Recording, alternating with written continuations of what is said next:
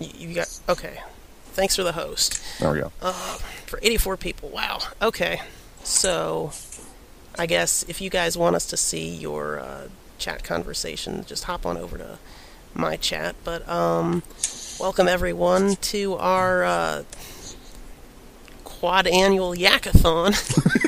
Yeah, at this point. Well, wait.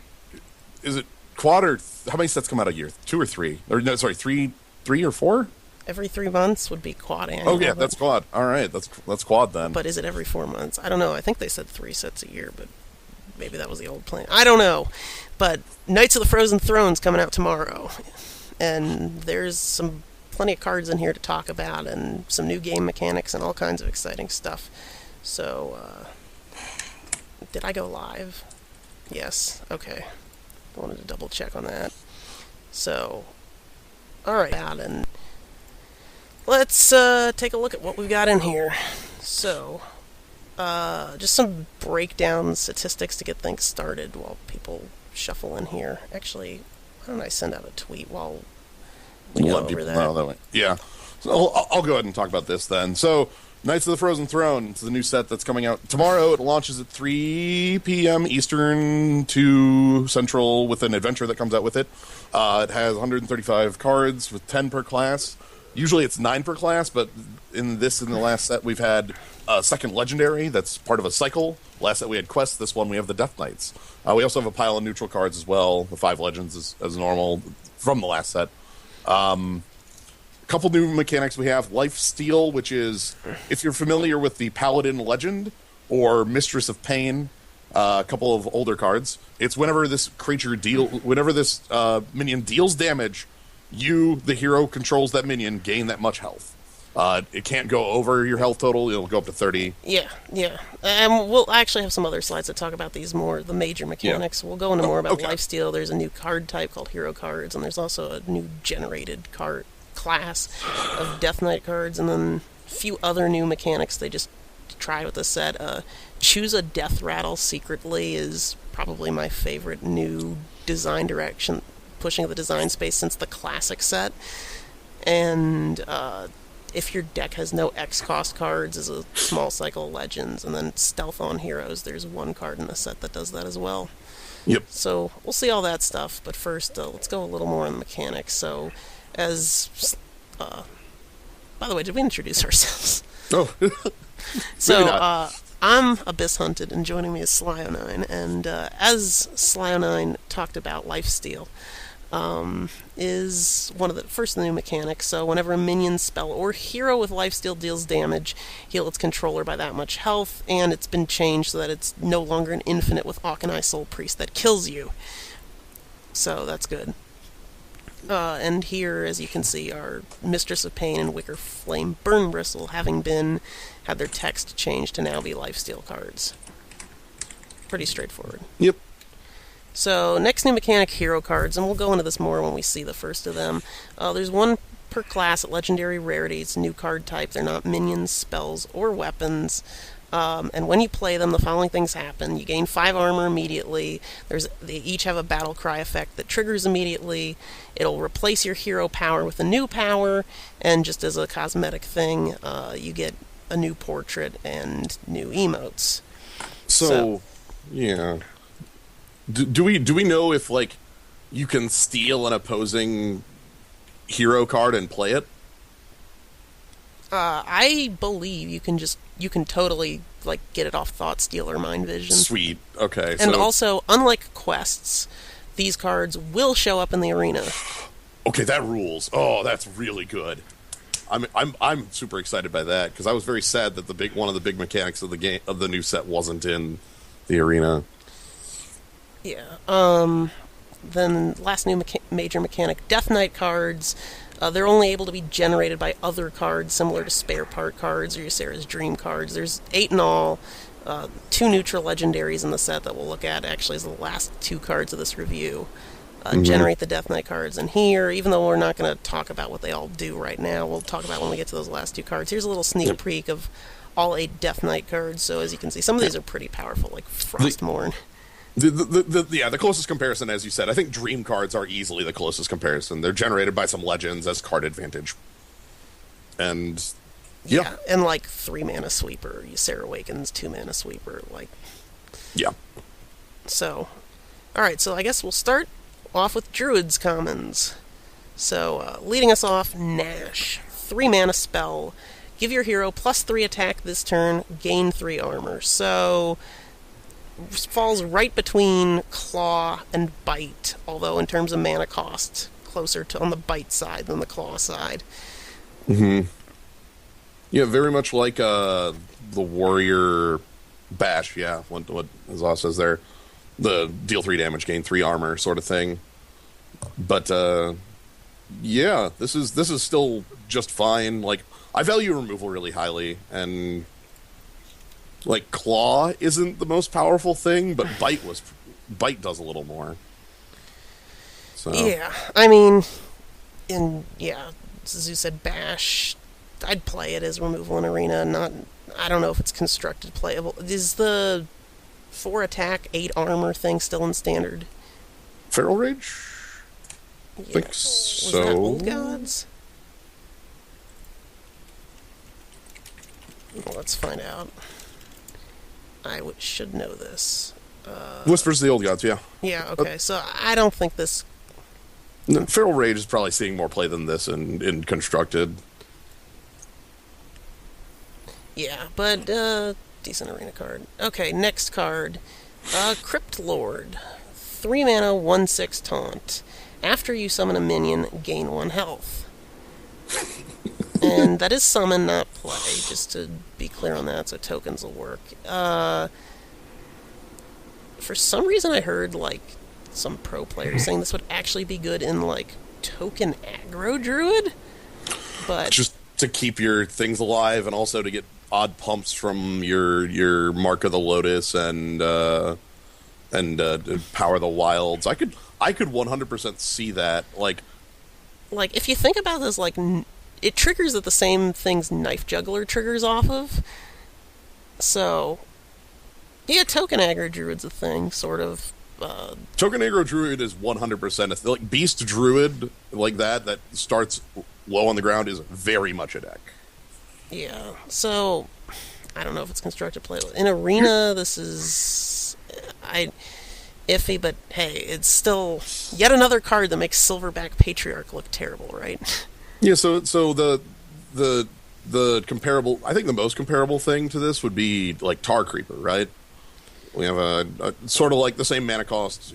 Tar Creeper has a different like role, but right, like Tar Creeper is great, and with 2 minions played, this is better than a Tar Creeper. So, well, sorta like you don't gain attack. Like Tar Creeper doesn't stave off in that way, but this gains a lot. Like this can be a lot of health to chew through. So, yeah. Also, Taunt Druid's a thing, as we'll see in a bit.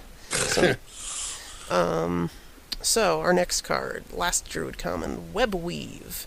5 mana, summon 2 1/2 poisonous spiders. Now, this does seem weak for 5 mana, considering it's basically 2 pit snakes with the stats swapped. But think about it like this.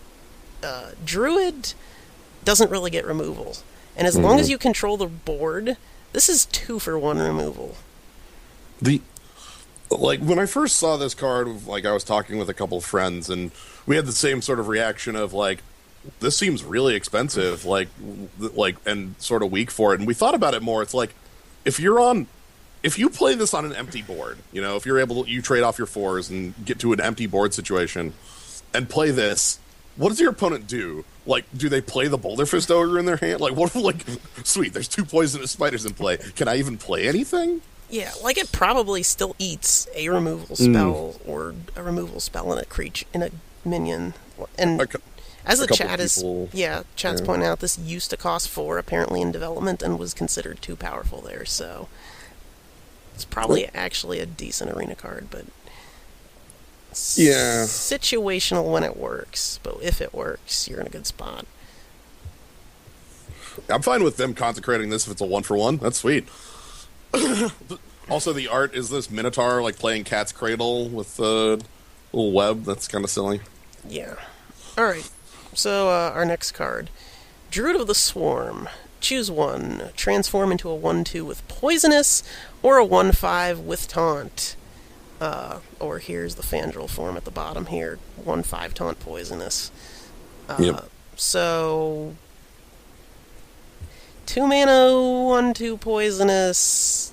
Probably feel better than Emperor Cobra, but I don't know versus Pitsnit. Like, yeah, like this is like.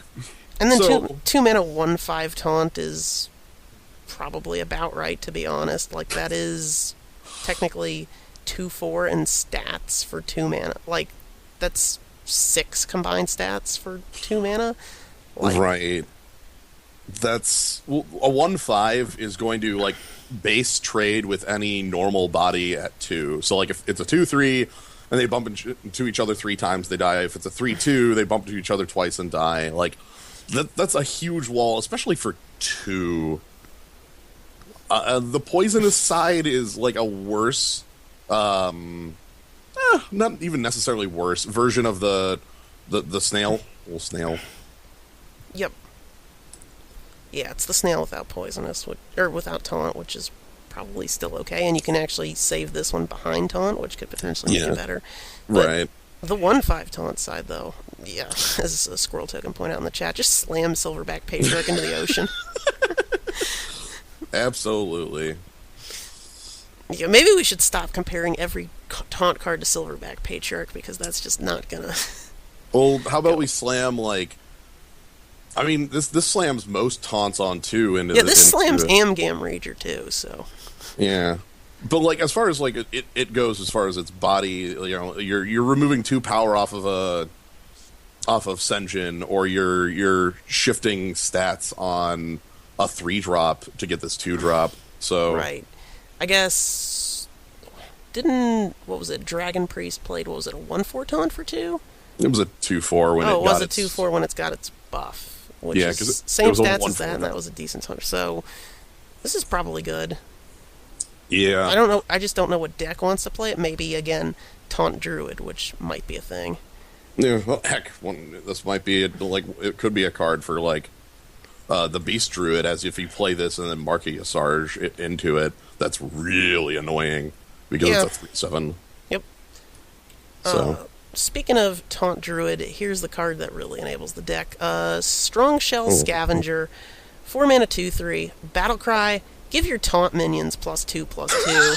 So, yeah, they put Bolster and Druid on a 2/3, so like Defender of Argus kind of thing. they just took Warrior's thing. That's hilarious. Warrior, you don't need this anymore. I know in the last set you had a quest that wanted you to play taunt minions, but screw it. This is a Druid thing now. So, the reason I think this card is good is because there is a 5 mana card in this set that makes multiple taunters that you can play in the same turn as this later in the game. Is that Druid's thing? Druid took Hunter's Beast thing. Is Druid's like... that must be like Druid's flavor is just theft. But so Priest is direct theft in that I'm going to copy and steal your ideas. Rogue is theft of your class cards. Druid is theft of your mechanics. Yeah. I mean, choose one and steal it.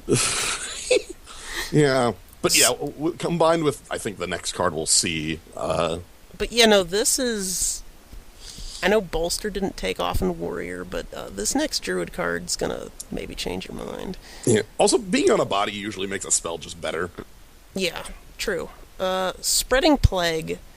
Summon a 1/5 Scarab with Taunt. If your opponent has more minions, cast this again. So, remember that Warrior card that summons a 1/1 Taunt for every minion your opponent has? This is that for 1/5 taunts, and it's guaranteed to produce at least one, even if your opponent has no board. So, this, and then the Scavenger on turn 9, and suddenly you've got a board full of 3/7 taunts. That's one of those things you get into a situation and you're like, there's no way I could get out of this. They played on Nixia and I'm just, oh, wait, whoops, Exodia. Like,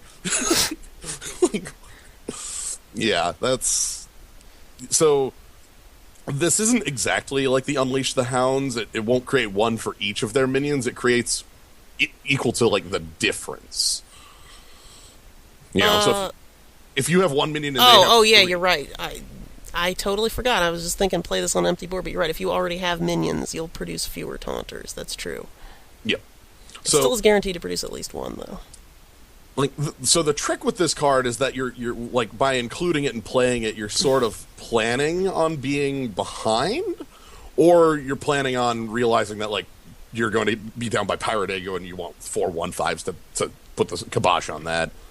I mean, Pirate Aggro can kill by 5, but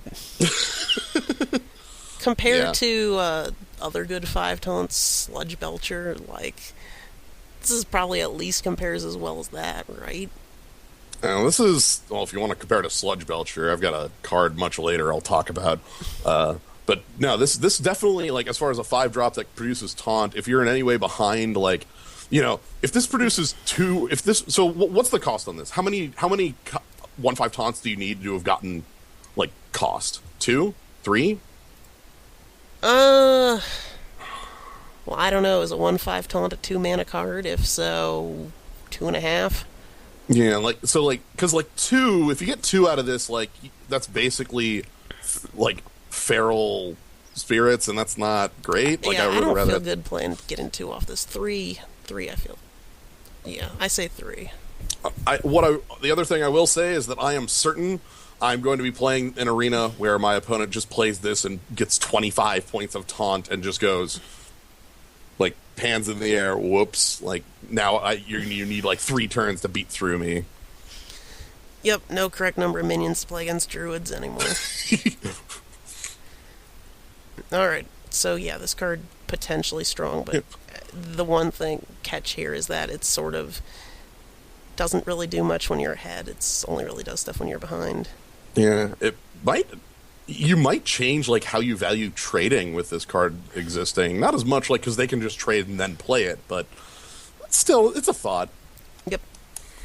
Alright, next card, and this is one of those new mechanics we were talking about. Fate Spinner, 5 mana, 5/3. Choose a death rattle secretly. Deal 3 damage to all minions, or give all minions +2/+2. You've triggered my trap card. Yeah, this is... So I love the idea on this card. I'm not certain how much I love the actual card itself, because I don't really... Like, the choices feels like it's going to be very apparent based on the board state. Like, oh, I played this against your board of minions. Guess what it does? Like... But even then, you could bluff it and I guess do that and then somehow, like, I don't know, like, kill their team and pump yours. But I love the idea of it. Like, okay, you choose you choose the secret and then, aha, because you choose it on play. Right. And you know what it is, but... Mm-hmm. The thing is, how readable is what your play is based on, like, whether you're playing other cards with this or not. Does this combo with Fandral? That would be really weird. You know what? Choose.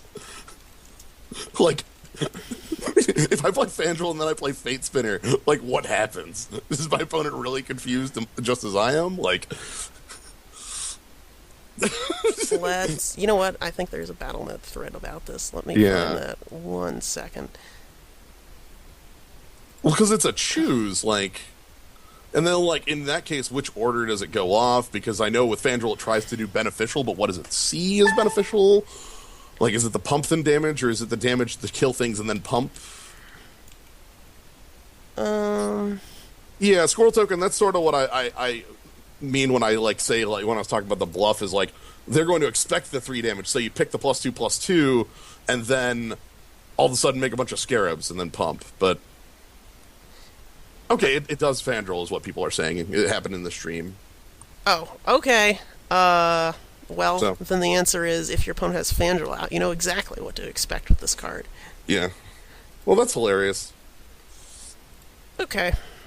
And last Druid Epic. Ultimate Infestation. 10 mana spell. Deal 5 damage. Draw 5 cards. Gain 5 armor. Summon a 5/5 ghoul. You like ultimatums, Slio? Yeah, I mean, the best thing here is that it is perfect in having 5 instances of the number 5. on the card. That's good. That fits into the box neatly. Ultimatum's pretty good. So this Ghoul card Ultimatum. I like it. This card is ridiculously strong. Like, people played Ancient of Lore back when it was a 7-mana 5/5 with a draw 2 attached. Yeah. And could gain you 5, what was it, 5 life? One or the other. It could gain you 5 or draw 2 cards. Right. This is a 5-mana, or this is a 10-mana 5/5 that always gains you 5 armor. Always draws you 5 cards, and also does 5 damage to something, including being able to go dome. Yeah. This is super expensive, but you get what you pay for. If you're going to the late game, like with your Taunt Druid deck or whatever, like, this is what you want to be casting as your end game. Like, I've seen pro players potentially rate this as the most powerful card in the set, just period. I think that's a little much, because, like, again, like, this is incredibly powerful and you get what you pay for, but you're paying 10. So you need, Are you living to 10 is the ultimate question in Hearthstone, a game where aggro does exist and is very real. There's a lot of people are naming a lot of cards in the zoo about, like, what this is compares to. Compares to Firelands Portal, compares to Holy Fire, compares to Sprint, but it does all 3 of those things at the same time. Right. It's good. It does a lot of good stuff you want, other than maybe the draw 5 cards.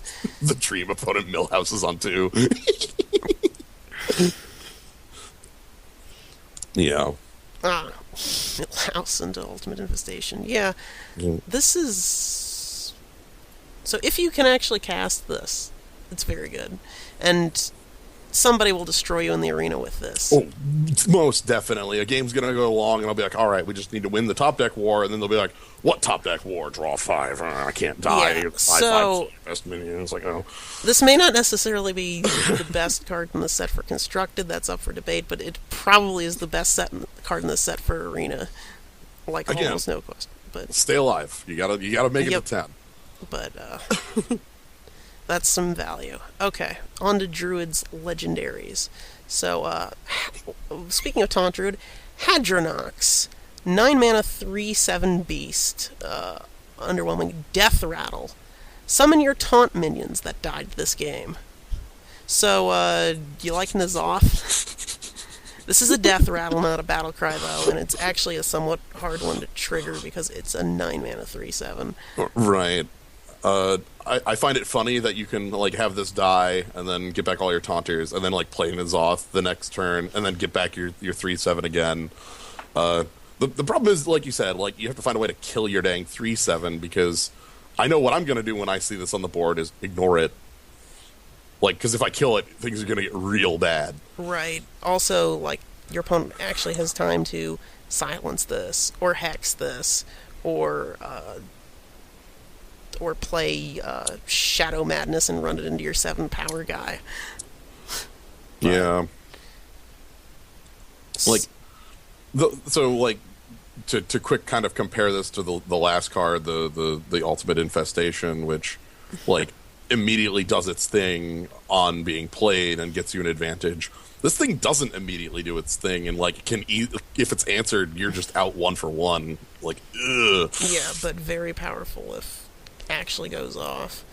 And yeah, the zoo is seen, and I've even seen suggested you could play this on 10 with Naturalize just to guarantee it.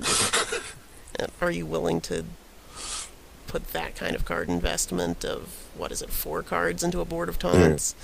Yeah, that said, I would definitely try this out in the arena a little more, because that'd be, like, yeah, that'd be interesting to build around, and then also, like, it's a lot less likely that they're just going to freaking polymorph it or something. Right. Alright, and our final Druid card, our first hero card, Malfurion the Pestilent. 7-mana hero card, gain 5 armor, as all the hero cards do, and when it's played, it's not actually a battle cry, it's a choose one, summon 2 poisonous spiders or 2 scarabs with taunt, and it's the exact tokens we've seen on other cards, the 1/2 poisonous or the 1/5 taunt beasts, both 2 mana And the new hero power it gains, Plague Lord. Choose one. +3 attack this turn, or gain 3 armor. Yeah, I'm certain this card Fandrels. Oh, yeah, it does. They actually errated Fandral to just the text to also say, like, your choose one effects and hero powers have their effects combined. Okay, this thing's pretty. Yeah. So the hero power also Fandrels, so it's +3/+3. Oh, yeah. Yeah. Oh, that's what you were asking about, was the choose one on the play. Yeah, Yeah, of course that Fandrels, but then also the hero power Yeah. Fandrels too. That's excellent. So you get to, if you have Fandral around, you get to cast that first comment we just had there. I think the thing I like the most on this is, like, I remember playing with Justicar Trueheart in Warrior, and how absolutely annoying it was to be gaining that large of an amount of armor every turn. 4 armor a turn. And this is 3, but rather than being just 3, it also could be an offensive option as well, As, knocking out like, upgraded hunter hero power. right with like, and then when you play this, you can, if you're behind in some way, you can make some scarab beetles, or maybe just make the poisonous Right. spiders to Like, trade off. Even alternating off that hero power, just, like, clear up some smaller boards and start gaining your armor back for the damage you took. The poisonous spiders, again, like, that's a 5 mana effect just to summon the 2 poisonous spiders. And then you have that. Like, it definitely feels like, so, like, the fact that it's 7 cost and you're casting this, like, a pair of the 2 drops you had at the beginning of the game earlier, that choose one, make a 1/2 or make a 1/5. Also, Druid in the set is very, like, on this theme. Like, holy smokes, they have a theme and they're sticking with it with basically every card. Of 1/2 poisonous and 1/5 taunt. Yeah. Like, almost every card they've had is with, like, Malfurion here shows almost every card in Druid. Even the removal spell is right there. Like, Yeah, so I feel as hero cards go, this is probably one of the weaker ones. Just, like, I guess it's best. It doesn't have the most immediate impact, like a couple minions summoned and some armor, but, like, you're probably not playing this unless you can also hero power on the same turn, so, like, 9. yeah. Then it has more impact. I would definitely include it in a deck that I'm playing. The trick with the heroes is that I would basically include them flat in any deck that looks like they could take advantage of them, because of how much incremental advantage you gain over time with just the upgraded hero power.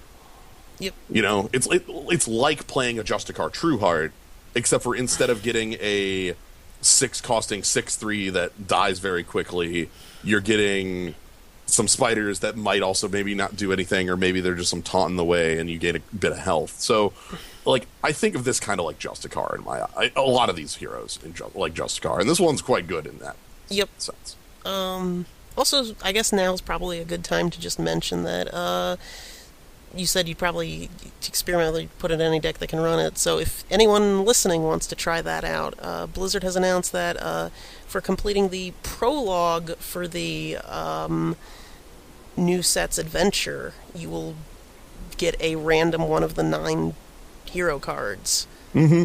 And so definitely do that. Probably actually do that before you open any packs, because I'm not sure if the no duplicates rule applies to the free hero card from the adventure, but I know it does apply to packs, so. Yep. But, yeah. So maybe this will be one you open. Alright, shall we move on to Hunter? Let's go. Hunter's in a bit of a weird spot this set, so we lead off with Play Dead. So first of all, that's a very good dog skeleton. That is a good art. This card, though, 1 mana, trigger a friendly minion's death rattle. So, you know, Feign Death only costs 1 more than this. I didn't like Feign Death. I don't like the 3/3 that does this, and I wasn't a big fan of Huhuran, so I don't know why we're here a 4th time. Good art, though. Like, this is the cheapest we have of this effect? Like, you know... I guess you could, like, in Wild, follow up a Sylvanas with this on 7? Right, like so what are you triggering off of this that is worth it? Like you a lot of your early ones are just going to be slightly upgrading. Like a kindly grandmother would make this a 1 mana 2/3. Infested wolf would make this a lost in the jungle. I guess if you're on 7, you target Savannah Highmane, it's 2/2/2s. So maybe you're always getting at least 1 mana in value for playing this. But it's just situational. Yeah, it's very situational. I don't know. I haven't been a fan of this like the last 3 times we've had it, and like I don't think this one is going to change my mind on it. Yeah, same. And I really don't think I want this in the arena. I tried Feign Death I tried Feign Death a couple times in the arena, and every time I tried Feign Death, it failed miserably. Yep. So. All right. On to our next common, Bear Shark. 3 mana, 4/3 beast. Can't be targeted by spells or hero powers. Yes. Let's keep going on the good art. Let's just keep going on the real. Hunter's got that going for him. Bear Shark. This rules. Like the problem with 3 mana 4/3 is right on curve, but the problem with that versus spider tanks is one dies immediately to frost bolts or 2 mana 3 damage spells, and one doesn't. This doesn't. I mean, you might still trade with a Bloodfin Raptor, but no, this is good. Yeah, this is I'm a big fan of Fairy Dragon, and this is like you +1/+1 the Fairy Dragon and shift its type from Dragon to Beast, which is more relevant in the class. Beast synergy has gone way up as far as what Hunter can do, especially in the arena. I could see this so Hunter has this overwhelming amount of 3s. Is this compare this Animal Companion and such, and this is still very good, maybe even considerable enough for Constructed. I'm not enough of a constructed player to be able to make that call, but I'll make that claim. I'd probably I know people are saying Hunter needs a way to make some kind of mid-range control actually viable, but no, I'm just thinking this for an aggro deck. Yeah. I don't know. Speaking of 3s, Stitched Tracker, 3 mana 2/2, Battle Cry, discover a copy of a minion in your deck. Whew. This might put Hunter definitely back on track in the arena. Again, another 3 for the pile, but this is a very good 3. And also, you mentioned a mid-range Hunter style, this would slot right into something like that, where it's Discover, which is always a powerful mechanic. It's Discover, so you get your choice. It doesn't actually grab the card; it's grabbing a copy. It's. Yeah. Here's the question. Does this get a class bonus? I wonder. Or is it just what's based on what's in your deck? I don't know. What happens if you play with no minions in your deck? The same thing that happens if you cast Shadow Visions with no spells, I'd assume. Nothing. Yeah, and if you have 2 in your deck, it just shows you those 2, is that right? Yeah, it should just show you the 2 if there's only 2 left. Yep, okay. Also, if you discover itself. But yeah, there's some value here, definitely. If you just keep discovering it's late game, you're oh, play this again, play this again. Yep. All right. Into Hunter's rares, Venom Strike Trap, 2 mana secret. When one of your minions is attacked, summon a 2/3 poisonous cobra. So works yet another snake trap. And it literally just summons the card Emperor Cobra. Yeah. What do you think? Emperor Cobra for 1 less as a secret? I like how it plays against the expectations of Snake Trap. Yeah. That's pretty good.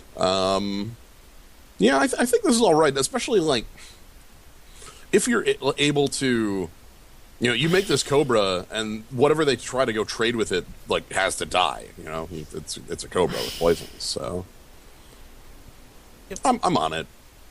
Yeah, I think so too. Like, Emperor Cobra, I'm fine picking in the arena, and if I can actually play one for like 2 mana, like your opponent's going to attack your minions. Like that happens in the arena. Like, I'd be totally Yeah. okay with this.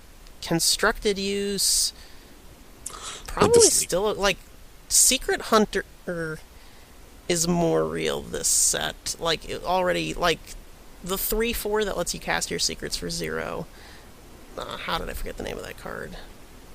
Cloaked Huntress. Cloaked Huntress is still around, and there's a little bit more secret pushing in this set. Like, this is a secret I'm fine playing. Yeah, we'll see some more secret stuff. I think this one's just good. Like that's all right. Yep. Alright, next card. Exploding Bloatbat. What the heck? 4 mana, 2/1 beast. Death Rattle, deal 2 damage to all enemy minions. So, would you like to pay double the mana cost on your explosive sheep to make its effect one-sided and add a power? Yeah. So like, uncontrollable consecrate. Yeah, That's what I'm basically. reading? It's consecrate that your opponent picks when it works. Like, I don't know. This card reminds me of Abomination, which is not necessarily the best praise for it, but Well, at least that Abomination can't backfire. Yeah. I don't know how I feel about it. It's a 4 mana 2/1, even if Oh. it might have a consecrate. I like sweepers, and like Hunter's been hurting for something like this. You know. I just wish, like, again with Explosive Trap, why are all of Hunter's sweepers ones your opponent controls when they trigger? Yeah, like you play this and they just go, like, I ignore it and kill you, or I trigger it before I play out the rest of my hand. Like, but I mean, if they ignore it, you can attack with this and trigger it.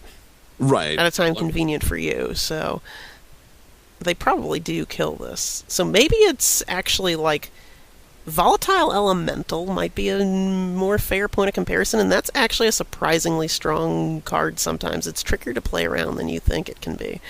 Yeah.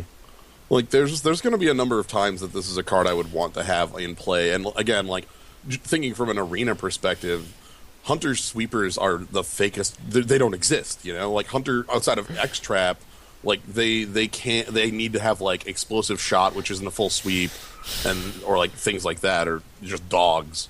Is Power Shot gone? I think Power Shot is gone. I don't... Power Shot... It's been forever since I've done a Hunter Arena, so... Power Shot is not loading because I can't do this right. Here, I'll look it up. Grand Tournament. Okay, so that's gone. And then there's that, like, bad Power Shot they recently released. What was it, like 2-1, 1-2 things or something? Yeah, Grievous Bite, that one's pretty real, honestly. Yeah, but... Well, Hunter is getting another sweeper in this set, but that's going to be the last Hunter card we look at. Yeah. Anyways, this All right. is sort of okay, I guess. Alright, Hunter's next card. Corpse Widow. 5 mana, 4/6 beast. It's good body. Your Death Rattle cards cost 2 less. Holy cow. Very good body, and strong ability to go with it. Like, so 4/6 is definitely, like, the acceptable size for a 5-drop, and then that cost reduction... Yeah, did you know that, like, 1 Emperor Thaurissan trigger is pretty good? Yeah, I mean, it's not like a Battle Cry reduce them, so if it gets killed, you can't make use of it. But you know, you play this, and then next turn you're able to, if this lives, you play your Savannah Highmane and get your hero power. Right, or you can also play this and immediately play a Kindly Grandmother for 0. No, Hunter's never had, like, the best, like, you know, getting cards into their hand. Yeah, play this and play a billion Loot Hoarders. Yeah. Yeah, I think this is a very good, strong card. I mean, again, is it living? It's sort of like reminds me of Charging Rhino. Is that living? But this is much better of a body to have a chance to live. Yeah. I think this is very good, and if they are going to push a Death Rattle Hunter, this is what it needs. I think it's totally constructed playable, totally arena playable. Yeah, I can't say if it's constructed, but definitely it's a card I'll play in the arena 100%. I think it's So, constructed playable, but I guess yeah. we'll find out. Yeah. All right, on Hunter's Epics. Toxic Arrow. 2-mana spell. Deal 2 damage to a minion. If it survives, give it poisonous. What the heck is this doing here? What? I love this. It's flavorful, but I think it's bad. You're paying 1 more for an arcane shot that can't go face, and has a downside if you're using it on your opponent's things, or give a minion you control poisonous By dealing 2 damage by to dealing 2 damage to it, so it has to be like you can't even trade a like a thing that's about to die by giving it poisonous into your opponent's guy. Like, they have to have at least 3 health for this to work. Like, This is the quote from JoJo's. This is a stand arrow. Fuck. Oh dear. Like the, but no, this is like what I guess the idea here is I control an Acolyte of Pain. I shoot the Acolyte of Pain, and then I draw a card, and then my Acolyte of Pain gets poisonous. I go boop, and then they lose their. the thing is, like, I wouldn't pay 2 mana even for just give a minion poisonous. I don't think I'd do that. Like, maybe I may pay for that in some situations. Like, you're probably gonna have something around you want to trade in that's gonna die anyways. But it has to be at least 3 health. Why? Right. That is. Kratok says that is such a fake situation, Slio. Yes, it is. That's the thing. When I say I love this card, I'm saying that from like a whole, like the whole of the card. It does basically like Toxic Arrow and the effect all really match. Like, I shoot the arrow at a thing and it becomes poisonous. But like to actually play this, either you're getting, like you said, a more expensive Arcane Blast, which is like, okay, whatever, that sucks, or I'm 2-for-1ing myself by blasting one of my best minions down to 1 health to give it poisonous to trade up. Like, yeah. No, Gnome says this card says 2-for-1 yourself, but I say this card says 2-for-1 yourself situationally. But yeah, also, as Gnome also says, this card is arena playable because it's shock. And yeah. Lava Shock could go face. I want to say that. Yeah, but Lava Shock wasn't like going to be against like Fight Promoter and some other garbage epic when you have your choice, so. Yeah. You might still play this. That doesn't make this card good. It's bad. I'm just gonna say this card's bad. I still love the like whole of the card, the fact that the effect and the name and the art all match, but that doesn't make it. I guess you like need a divine shield for this to. Whatever. Yeah. All right. Hunter's other epic, Abominable Bowman. It's the guy who fired the arrow. That's a good name. 7 mana, 6/7, so it's 1 more mana on your Boulder Fist Ogre. Death Rattle. Summon a random friendly beast that died this game. Ooh. That's spicy. So the problem here, I'm gonna bet that beast is a 1/1 that's a bird, right? Like, oh right, yeah, because every hunter is playing Jeweled Macaw. like they're playing that, and they're also probably playing Alley Cat a lot of the times too. But like then also there's going to be the games where you played Savannah Highmane into this, and then right, like you're probably going to want some kind of like Death Rattle Hunter constructed deck more than an arena deck. Like, you have to be very careful with what beasts you're putting in your deck for this to work. I'd still probably just accept this in the arena, even as like the world's like lamest piloted bowman. You know, like even if it's a 2/1 that pops out, like that's still all right. Right. Like, I think that's fair to put 1 more mana on a Boulder Fist over to, like, even if it just makes like a 1/1 or something kind of bad. But and you might get something amazing out of it. So I think it's a good, at least decent, potentially good, depending on how your deck is.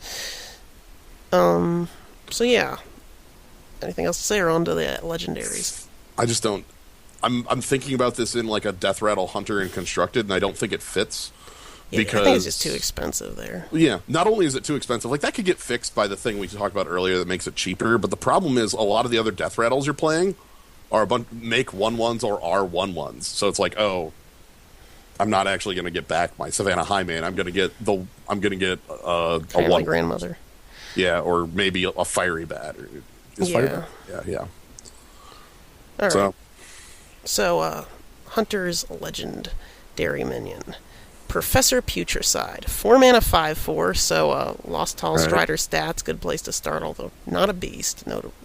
And after you play a secret, put a random Hunter secret into the battlefield. So you play this on 4, and if they don't kill it, your opponent...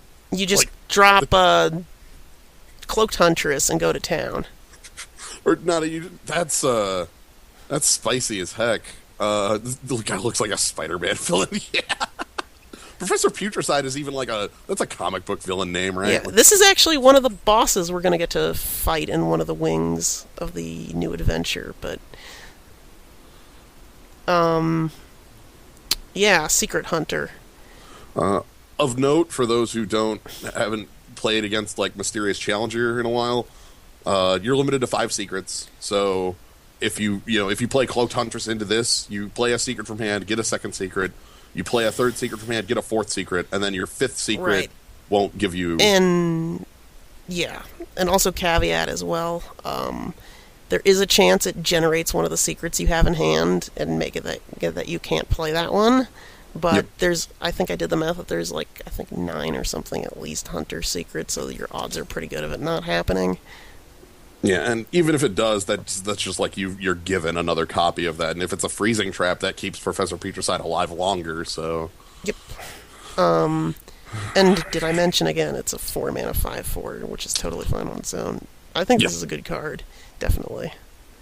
We're talking about cards that might make some sort of mid-range Hunter a little more realistic. Right. A card advantage machine like this is a good thing to have. If your opponent plays a Cloaked Huntress on 3 and then doesn't unload a bunch of secrets and has cards in hand, there's probably a Putricide coming down the next turn. Please kill it right there. Don't let that die. Don't let that stay alive. You will die. Yeah. Alright. And final Hunter card, and this was the first hero card Blizzard revealed. Deathstalker Rexar. 6-mana hero card. 5 armor gain, as always, immediately. And Battlecry, deal 2 damage to all enemy minions. So this is the other Hunter sweeper I was talking about. And Consecrate minus the face part, plus 5 armor for 2 mana more, I'm kind of fine with in Hunter. And then also a new hero power. So, new hero power, build a beast. Craft a custom Zombeast. So I had to put some notes here for what this does. So first, you select one of 3 random neutral or hunter beasts costing 5 or less, and it can be anyone either if you're playing standard, anyone in standard in those 2 classes, or if you're playing wild, anyone in wild in those 2 classes. Second, you pick another random neutral or hunter beast costing 5 or less, although the second one has the restriction that it either has no text or only keyword abilities. And then you combine the attack, health, mana cost, and card text of the 2 cards into 1 card and add that card called Zombeast to your hand. And as a final note, this does not have... it's not considered Discover, so it does not have the bonus class appearance rate.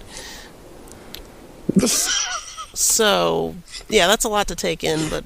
4 words, and it's all right, let me pull out the scroll, and it falls to the ground as you describe what the 4 words mean.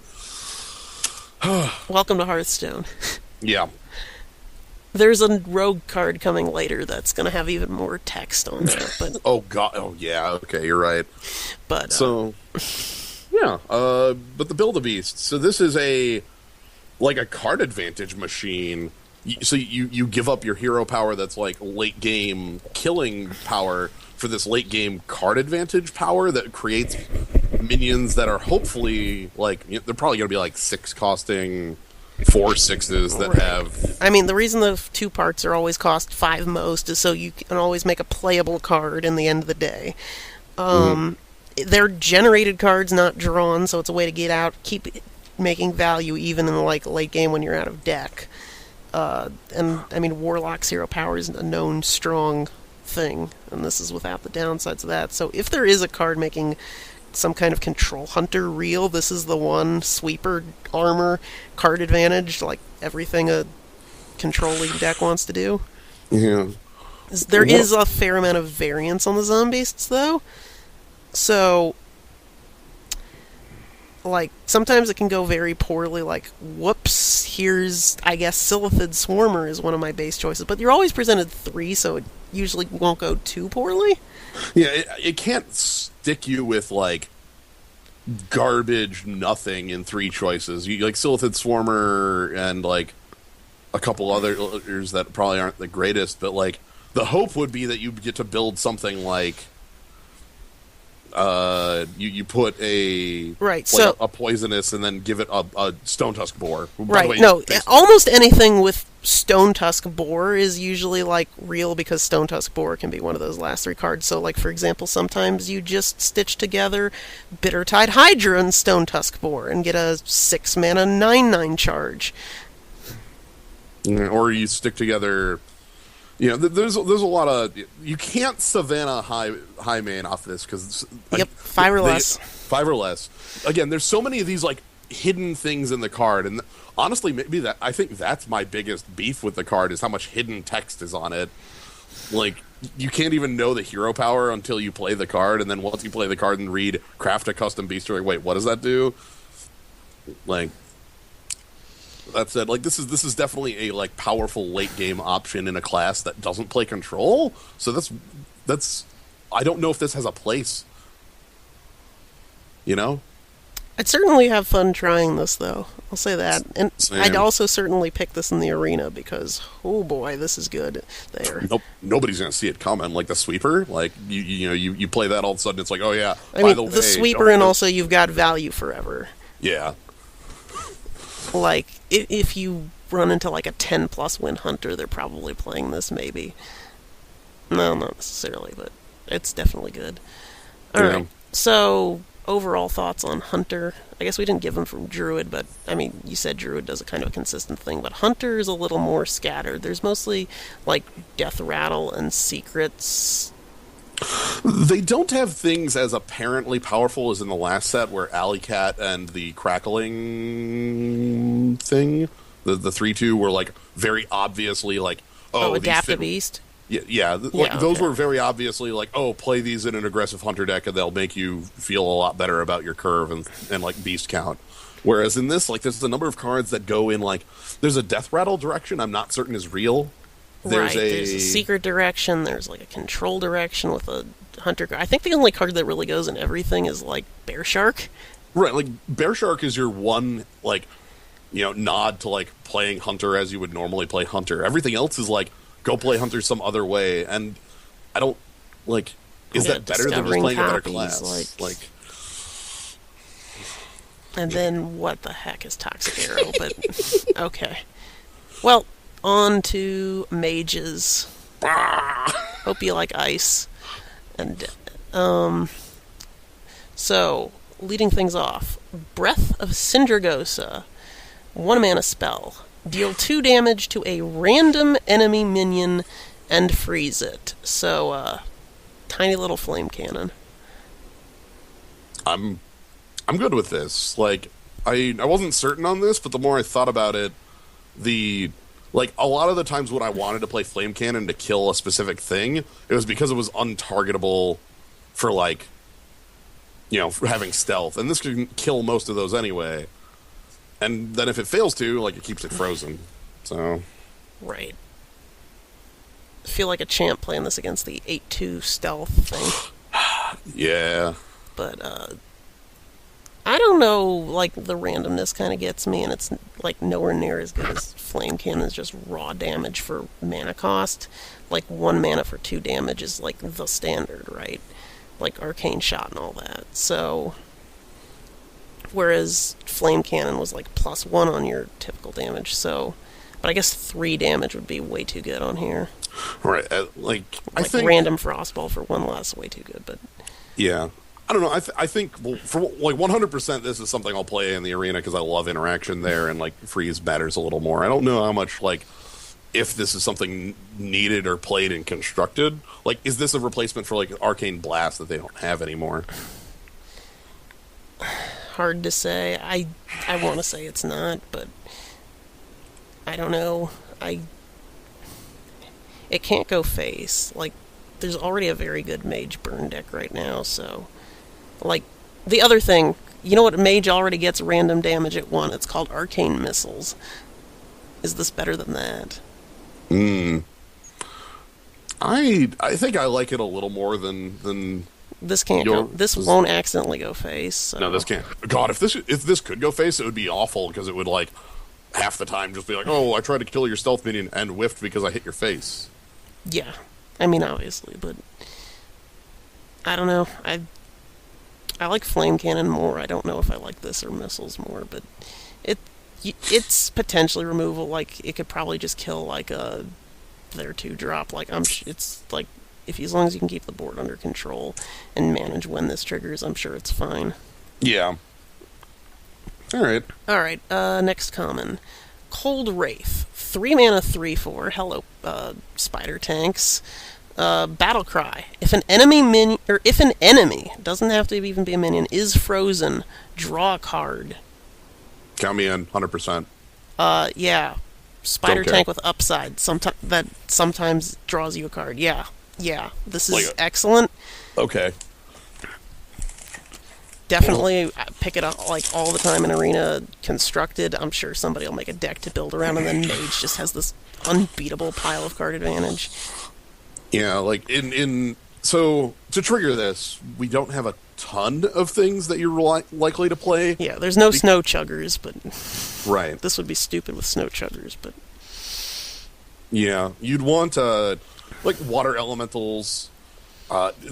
If you play Snow Chugger in Wild, like Snow Chugger on 2 and then this on 3. Right. Because again, it counts if your opponent's face is frozen. That's the biggest thing. Like, opponent's face being frozen matters a lot. Yep. So, alright, very strong card. Yep. Alright, and Mage's last common, Frozen Clone, because we had to put a pun card for the name of the set in again. Frozen Clone, 3 mana, Secret. After your opponent plays a minion, add 2 copies of it to your hand. So, just when you think playing around, is it Mirror Entity or Potion of Polymorph for what creature you play out? Well, now there's this thing. And sometimes it's like, well, I'll play out a weakly statted Battlecry minion, and therefore that plays around Mirror Entity and Potion of Polymorph. Well, yeah, not so much this. Yeah, that's actually why I like this more than Potion of Polymorph, because Potion of Polymorph and Mirror Entity, you basically play around the same way. You know, you just play a small minion and then it becomes a 1/1, or they copy it. This one punishes you for playing the opposite way. Like, if I go ahead and play Babbling Book in order to, like, not trigger my opponent's secret, I just gave them 2 Babbling Books. That's awful. Or, you know, like you said, any sort of little Battlecry minion, the Babbling Bird also, things like that. So yeah, that's interesting. I'm not certain how, like, super strong it is, but it is draw 2 on a 3, so... I'll say this, it probably gets better the more wins you have. True. Oh, that reminds me, one other thing I wanted to mention about the previous card is that it continues to confound me that Mage gets these, like, super good statted minions at common repeatedly, like, that have card advantage attached to them just for the arena. Like, they had Arcanologist in the last set that was like a River Crocodilus with draw a card on it, and then this one is a Spider Tank with draw. Like, come on. Yep. So. Yep, Mage will continue to be dumb in the arena, but Frozen Clone, I think it's pretty good. And it's a way you can get out of class stuff, which is, oh no, Mage stole Theft from other classes now. Well, I guess it was doing copies before, but... Yeah. Right. That sort of compares to, like, Duplicate or even Arcane Intellect. It's, 3 mana, make 2 cards. Yeah, so with Cold Wraith, you know how you were talking about we need something maybe on 2 to freeze things? Alright. Ice Walker. 2 mana, 1/3, Elemental. Your hero power also freezes the target. Okay, so we're looking at like a. This ain't Snow Chugger. Nothing Snow Chugger until Chugga Chugga. But targeted freeze could be potentially very strong. Yeah, like this isn't a card you play on 2. Like absolutely, like you don't want to play this on 2, but like later in the game, this turns your hero power into like that Boulder Fist Ogre fails to function, or even like my opponent, the weapon class, can never can't, like you're just frozen, you're on ice. Yeah, you know what this is? This is Icy Manipulator. Yes, this is Icy Manipulator. And that's a strong place to be.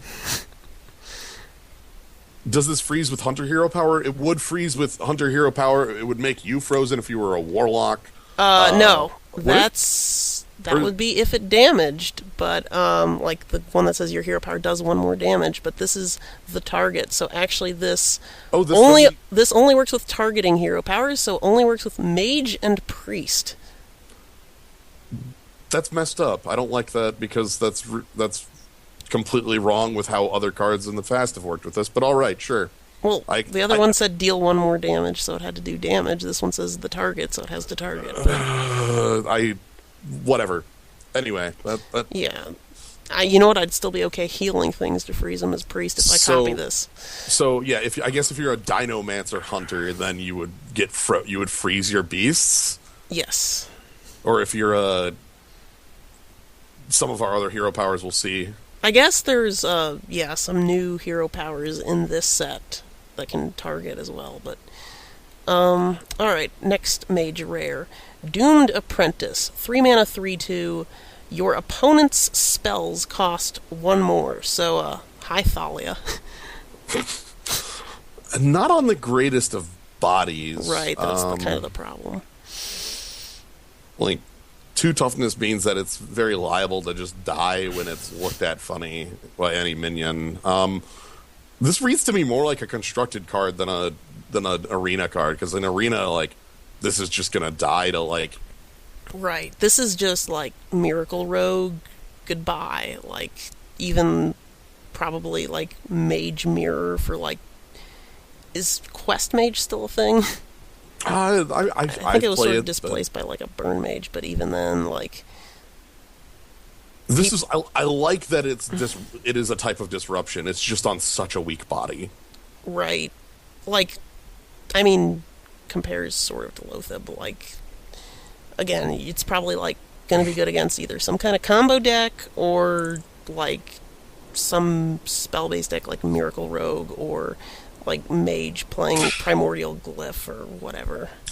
Honestly, the thing is that there's a card later in this set that compares a lot more favorably to Lotheb that kind of blows this out. So. There is. This is the first of 2 cards with similar effects to this. So, I'd like get more if its body had better for the stats it was, but...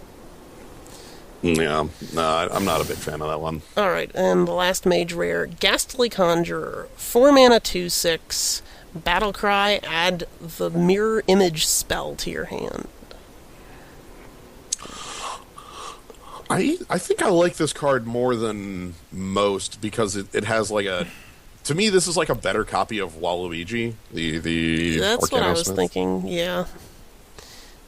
4 mana 2/6 is technically like shifted Tazdingo stats, but your taunt is on a card you have to play for 1 more mana. Yeah, like, I ain't saying this is lighting the world on fire. I ain't even saying this thing's great. I'm saying that if I'm in the arena, I'm alright picking this. Like, I'm not going to feel bad about including this in my deck. Like, because like everything else I can think of that would want to be playing with this is like, oh, like, in construction, is like, oh, do I want to play generated spells? Like, there's 16 better ways to generate spells. Go do those. And the body isn't nearly as relevant. 1 second. Yeah, no problem. Yeah, so this is okay. just Sorry fine. about that.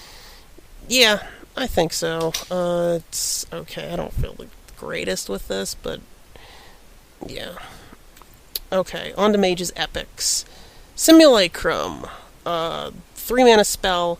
Copy the lowest cost minion in your hand. And I believe what that means, I didn't write the clarification on here, but it generates the copy in your hand. There's no way this puts it into play. Right. Otherwise, Like, it'd be like, okay, sneak your Yasharge into play. Right, turn 3, Sarah's in play, go. Like, that's not right. Right. But, This... I mean, I'm guessing, yeah, like some sort of combo deck wants to play this to make more... Do they want this over Molten Reflection? Like, do they really need 6 copies of copy? Like... Make more... Sorcerer's Apprentice? Apprentices? Like, is this better than... Or in the late game, it's just like you've played out your hand and have one big minion. Well, now you'll have more of it. Yeah, that's more likely the arena scenario with this. Yeah, like, in the arena, I don't even know, like, this is just copying my lowest thing in hand unless it's, like, late in the game, and it's like, okay, I'm copying my 6-drop, play my 6-drop, go, get another 6-drop, but, like, this is... I don't know, I am not, like... I feel like we're overloaded for this style of effect, and I don't know which one is the strongest. Like, the only deck I could see playing this would be something that wants to make, like, 6 Arcane Giants at the same time. Yeah, Zoo mentioned that. I was about... Yeah, Arcane Giant will probably be your lowest cost hand near the end, but, So, we could still... Like, all that said... The fact that this is 3 instead of 4 means that it might just be played over Molten Reflection. Because that's cheaper, even though it doesn't target, like... It makes your... But it makes your combo turn a lot more, like, funky, because you have to do this before you play all your Sorcerer's Apprentices out, and... Right. But you can do it ahead of time, whatever. Like... I sort of wish... Like, the problem is it's basically just another copy of a minion you have for 3 more. Like, Yeah. Do you want to pay 3 more for a third copy of some card you're playing for your combo? Yeah. There's some combo deck, and that's really it. I'm just trying to think if there's anything abusable that doesn't exist in regular combos, and maybe there is with... But I'll need more time to think on this one. Nothing's coming to mind right now. Yeah, I'm also, like, there's a lot of questions about, like, what if you have 2 costers? Is it far leftist? Is it new? Like... I think then it's random, like, you know what? I have enough questions on this one that I am looking this up. Like, Let's I learn definitely together. think I can see this 100% being played in the Antonitis Exodia Mage deck. Because, like, the more I think about it, the safer it is in that deck, because you can make your combo turn a lot more reliable. Because, like, you can set it up ahead of time. You play Simulacrum to copy Sorcerer's Apprentice on a couple turns early, and then, like, on your combo turn, you just go Sorcerer's Apprentice, Sorcerer's Apprentice, Sorcerer's Apprentice, Sorcerer's Apprentice, time walk, go, Antonitis, play it, and you don't have to, like, worry about, like, fumbling around with Molten Reflections. Like, Alright, official notes on this. When determining which minion in the player's hand to generate a copy of, Simulacrum looks at their current costs, including any cost reduction effects, which is basically what we said regarding Arcane Giant. If there are several minions with the same cost, Simulacrum will choose one of them at random. oh, it is random. That's funky. That's, Yep, random if there's a tie. It's from Blizzard, so... Either way, yeah, probably going in the combo deck. And maybe it does make that deck more consistent, so yeah. But, alright, next epic. Glacial Mysteries. 8 mana. Put 1 of each secret from your deck into the battlefield. This deck None seems of your familiar. business. Well, this seems really familiar. So, I know Mysterious Challenger is not a fair comparison, but doesn't make a 6/6, which is why, like, Mysterious Challenger was good, because all those secrets it put into play were good when you had a 6/6 out. Yeah. And, also this is 8 mana, and doesn't really have much immediate effect. So I had a pretty long like talking back and forth with a couple friends about this card who were convinced that this card was like just as good, if not better, than Mysterious Challenger because Mage Secrets are better, and I don't think so. I think that this is a card you get off of Kabbalist Tome and you're really sad because you open your book and there's another frozen book inside and you're like, damn it.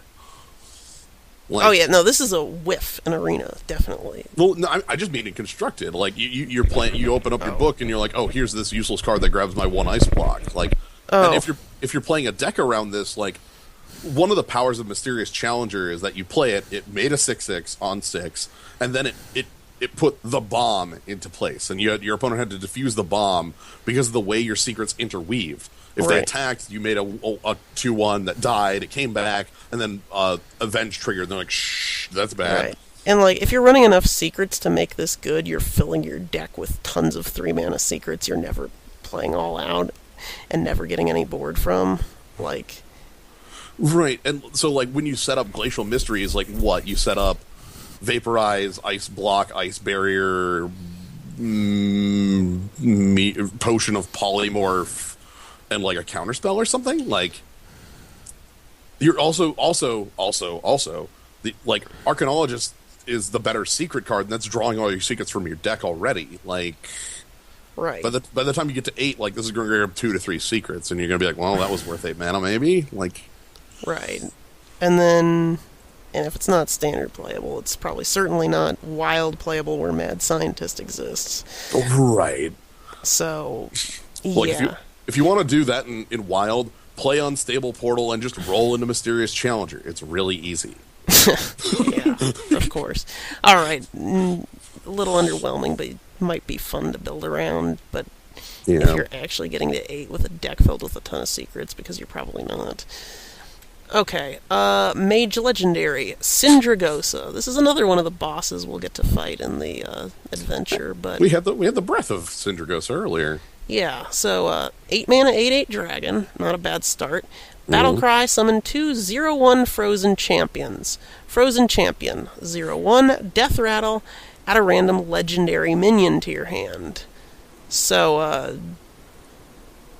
Dr. Boom comparisons? The problem is you can't actually attack with these tokens to make them die, and like hell your opponent's killing them for you. Yeah, I'm not feeling like the Boom, because Boom was so much more of a like forward progress on the board, whereas this is card advantage forever. Like you hero power to ping off your frozen, like you play this on 10. Right, you can hero power it. That's the only way this does work. But like then it's 10 mana for an 8/8 that drew you a random legend that might not even be good.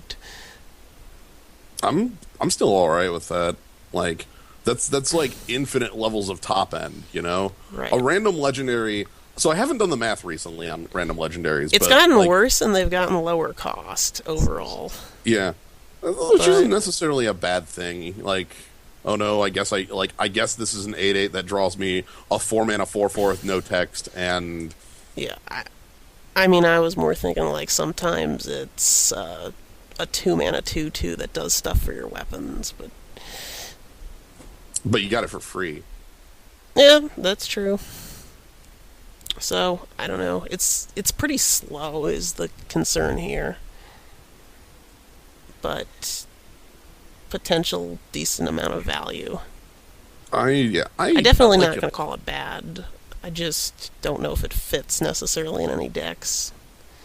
Might not be good enough to make the cut, but yeah, I kind of wish the Frozen Champions were just always frozen or something like that. That'd be nifty. So you could shatter them. Yeah. Yeah. So you first you play Bran, and then you drop this, and then you play your what's the Death Rattle doubler guy from Nax? I don't even remember his name. And then get Baron Rivendare. Yeah, Baron Rivendare, and then you get 8 legendaries in your hand, of course. But the Volcanic Potion also exists and is a card that's played in a lot of mage decks, so like you can easily like trigger both of them without having to use your hero power, that sort of thing. Yep. Alright, so onto the mage hero card. Yeah. Frost Lich Jaina. 9 mana hero card, 5 armor as always. Battle Cry, summon a 3/6 water elemental, literally just the card water elemental. Your elementals have life steal for the rest of this game. New hero power, Icy Touch. Deal a damage, so same as your regular hero power. If this kills a minion, summon a water elemental. So some Mortal Coil math there, but not terribly hard. So. Yeah, Mage with life gain scares the hell out of me. Yeah, no, you just, ice block, and then you gain 5 armor, and summon a life-linking water elemental that frees things, and then you could just keep summoning more water elementals. Right. Here. Somebody said Baron Geddon. Oh, yeah, I guess that is an elemental, huh? So, Icy Touch, one thing I want to know, is if, the elementals can be silenced off of their lifesteal, or if that's coming from Frostlich Jaina and isn't silenceable, kind of like Crystal Core. I don't... You know what? I can look this one up, too, I think. But yeah. Also, combine this with the previous legend we just had, where it's like, oh, I need a way I want to ping off my O1s. Make a water elemental, too. Right. It's probably harder than you think to summon the water elementals off of this, but... I think it's easier than you'd expect, because, you just play cards like Polymorph. You know, I polymorph your unit, and I ping it, and I get a water elemental for free. I guess that's true. It's definitely Mortal Coil math, but I think it's easier, especially in Mage, where you have a lot of ways to just deal. Right. Looks like no word on whether the lifesteal can be silenced off or not, so we'll have to science that one. Yeah, my assumption would be yes, because it's added text to the cards, but I don't know if it's always added, so Frostlich Jaina would continuous to give it even after a silence or something like that. Right, it might be what's it called? A field enchantment, or whatever the term is for the ability Stormwind Champion has. Yeah, this card is just, I can't speak enough fear about how powerful a mage is if they have life gain. And also, I don't know if this is commonly known, water elemental's ridiculous.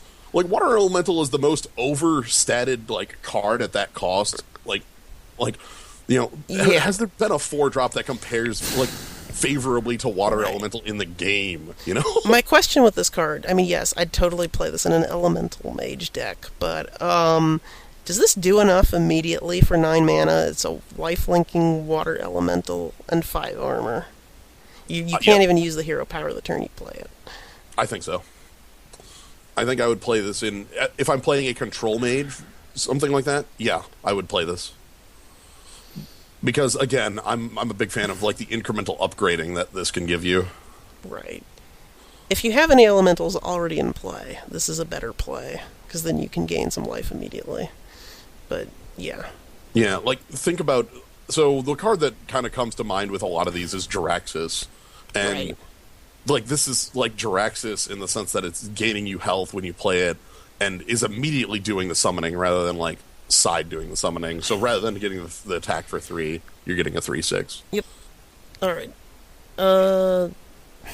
So yeah, it's probably good. I like it. Alright, on to Paladins, and boy do Paladins get some good cards this set. So, leading off, Righteous Protector. 1 mana, 1/1, Divine Shield, Taunt. So, what if, we just made a Noyatron type thing for 1, or we gave Argent Squire Taunt. Yeah, this is a very important thing to note, because this isn't Paladin. This affects the math on your Discover a Taunt minion. Oh, yeah. But I don't think that's a downgrade, because this card's if I found this off of Stonehill Defender.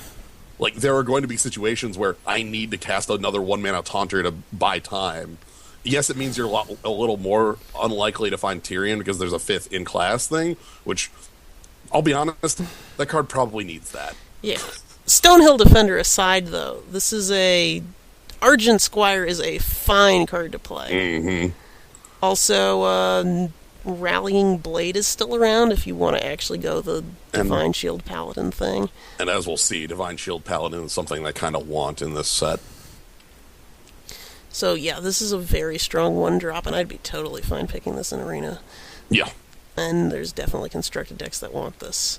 Alright, so next card, Dark Conviction. It's a 2-mana spell, set a minion's attack and health to 3. So at least it's not attached to a 3/4, but this is still potentially pretty strong. Maybe this is the fair version of that 3/4. Yeah, this might be.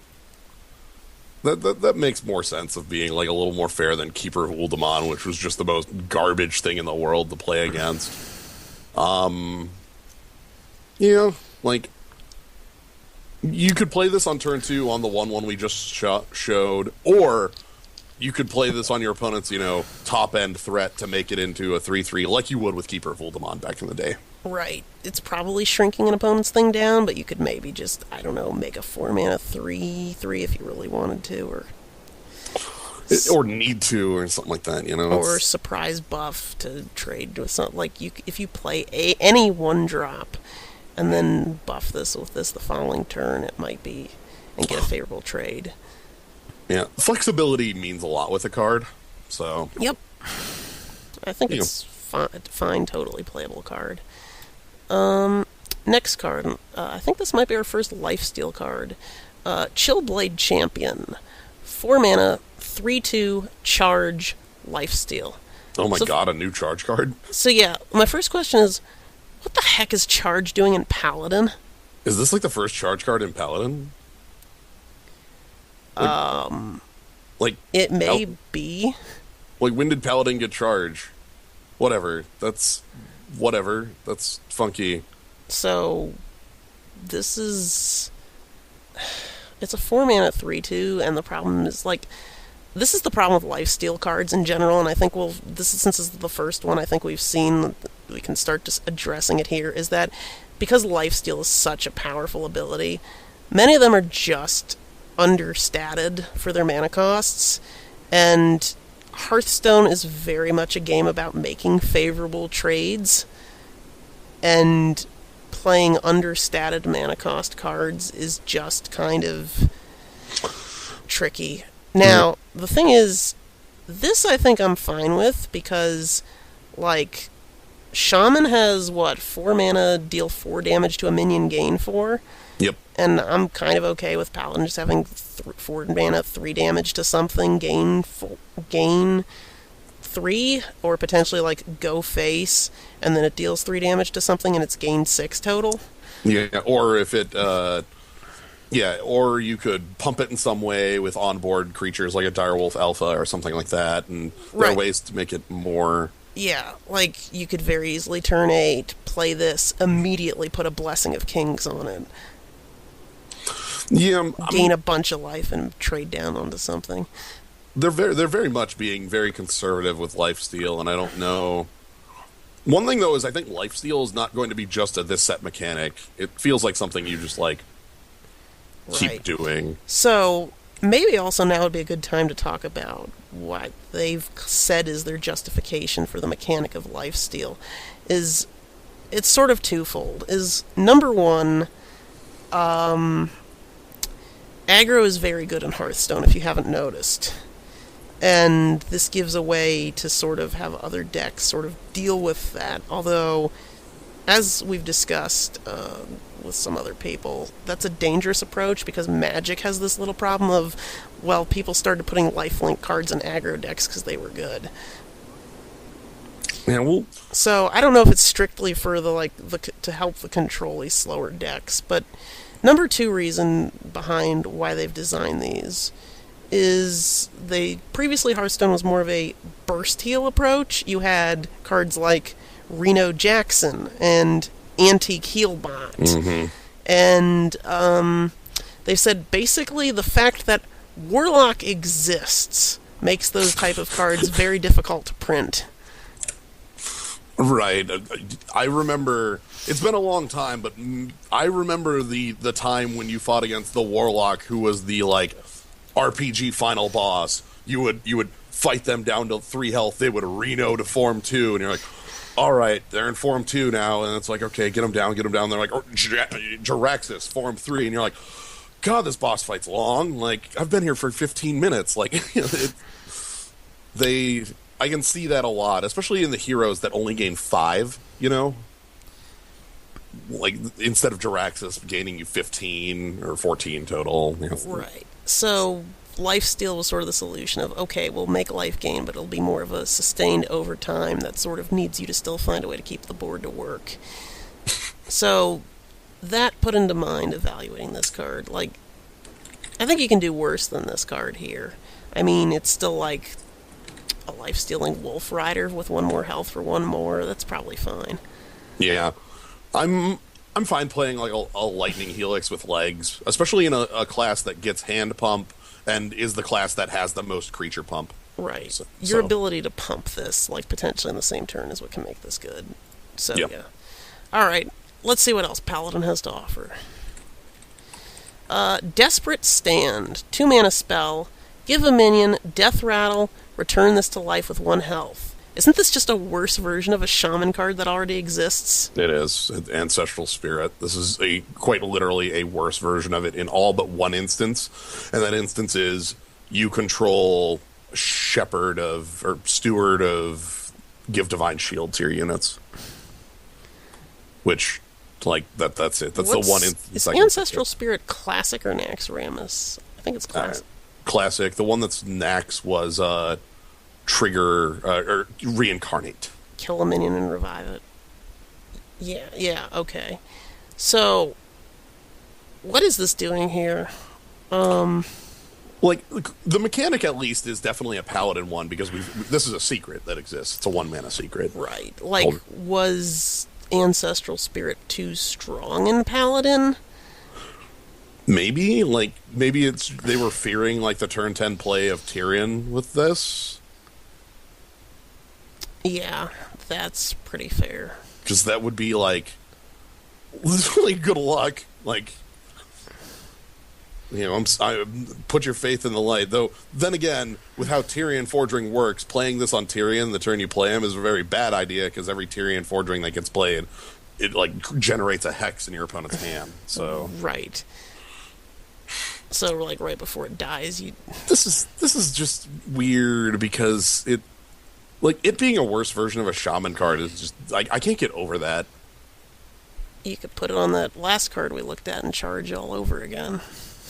Yeah. I don't know. Would this stack? Yeah, this should stack if you... Well, actually, this is worded differently. Return this to life with 1 health. I don't know if this would stack. Hard to say. I don't know. Because the wording my guess is it would resummon. because they use the word return when they really shouldn't. Right, like, I don't know because it's a different wording, because the other one is resummon, like, so I guess I'll have to see how this plays out. I guess another thing with this is that it functions in the, like, if you're trying to play a deck based around Paladin Quest. This is another card for that, along with the 2-cost common we saw earlier. What's the quest? Target minions with spells. It's such a bad quest. I don't even forgot what it does. I know. Nobody remembers the Galvatron or Galvadon. Yeah. But yeah, that's a fair point too. Oh, Quest Paladin. Yeah. Okay. But yeah, I think that's about enough of this. I'd probably still pick this in Arena. Makes basically like some sort of fake-ish removal or way to rebuy a good card. There are 2 better neutrals than this that do the exact same thing that we'll see coming up. Alright. Next rare. Howling Commander. 3-mana 2/2. Battle Cry. Draw a Divine Shield minion from your deck. Yeah. I'll always take card draw. Cycling minion. So, great. Also, Divine Shield cards are good. So Really? this is like Well, I guess the only Divine Shield card in my deck is Tyrion Fordring. Time to put my faith in the light again. Yeah, that seems fine.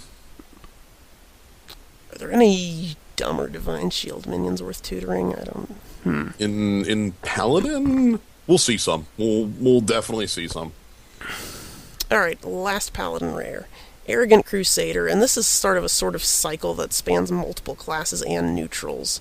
4 mana 5/2, which stat-wise that's an Ice Rager, so, which is, I guess, okay stats, and then for one more, but you get a Death Rattle.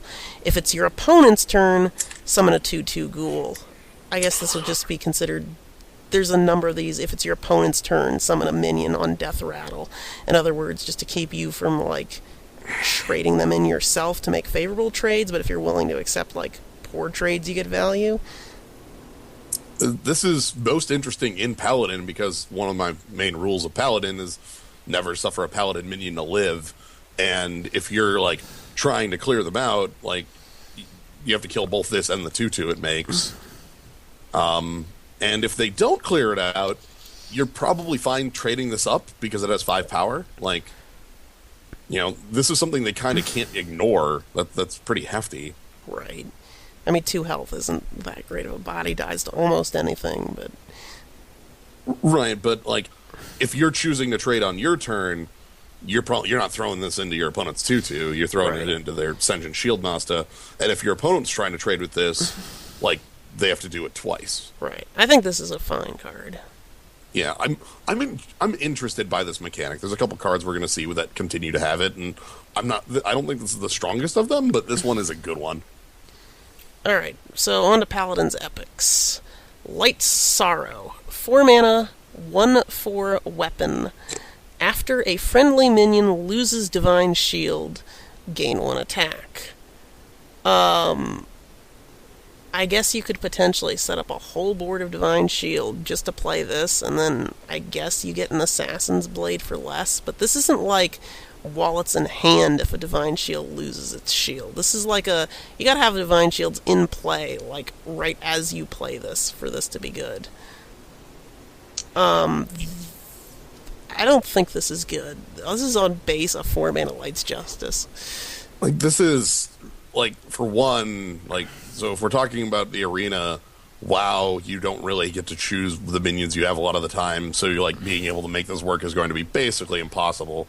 And if we're talking about this in Constructed, we already have a better Divine Shield weapon in Rallying Blade, which we already talked about. So, would you play this over True Silver Champion?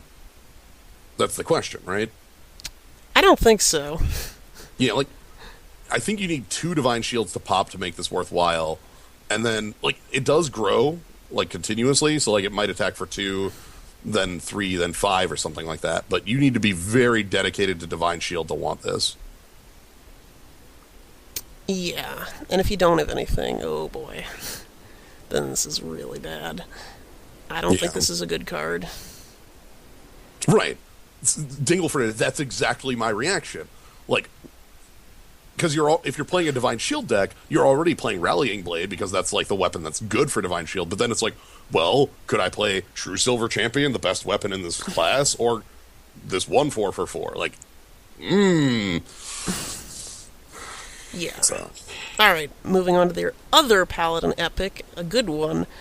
Blackguard. 6 mana, 3/9, which basically is 1 shy of the... No, actually, you'd want 13 on this, and this is 12. So yeah, 1 shy of the stat check. But effect. Whenever your hero is healed, deal that much damage to a random enemy minion. This card's actually quite good. Oh, yeah.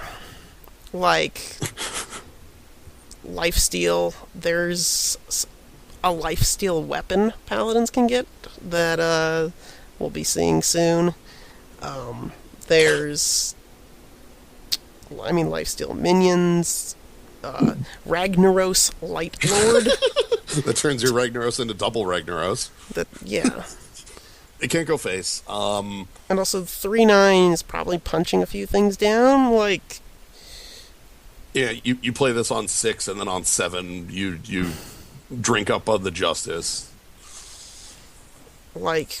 heck, it even makes doesn't Paladin have like a 2-mana heal 6 spell? Might even make that okay. Yeah. But like, Paladin already has a 3-mana 2/2 Divine Shield Lifesteal, that legend, taunt, things like that. This is... Oh, Wicker Flame Burn Bristle? Yeah. But no, I'm intrigued by this. This is something that, like, is a payoff for doing healing, and as long as the healing you're doing is something coming from, like, consistent sources or, like, cards that aren't just, like, Holy Light. Yeah. Chat points out, even True Silver Champion will work with this. Ooh. Yeah. So it's heading for 6, or... No, I think this is very good. Mm-hmm.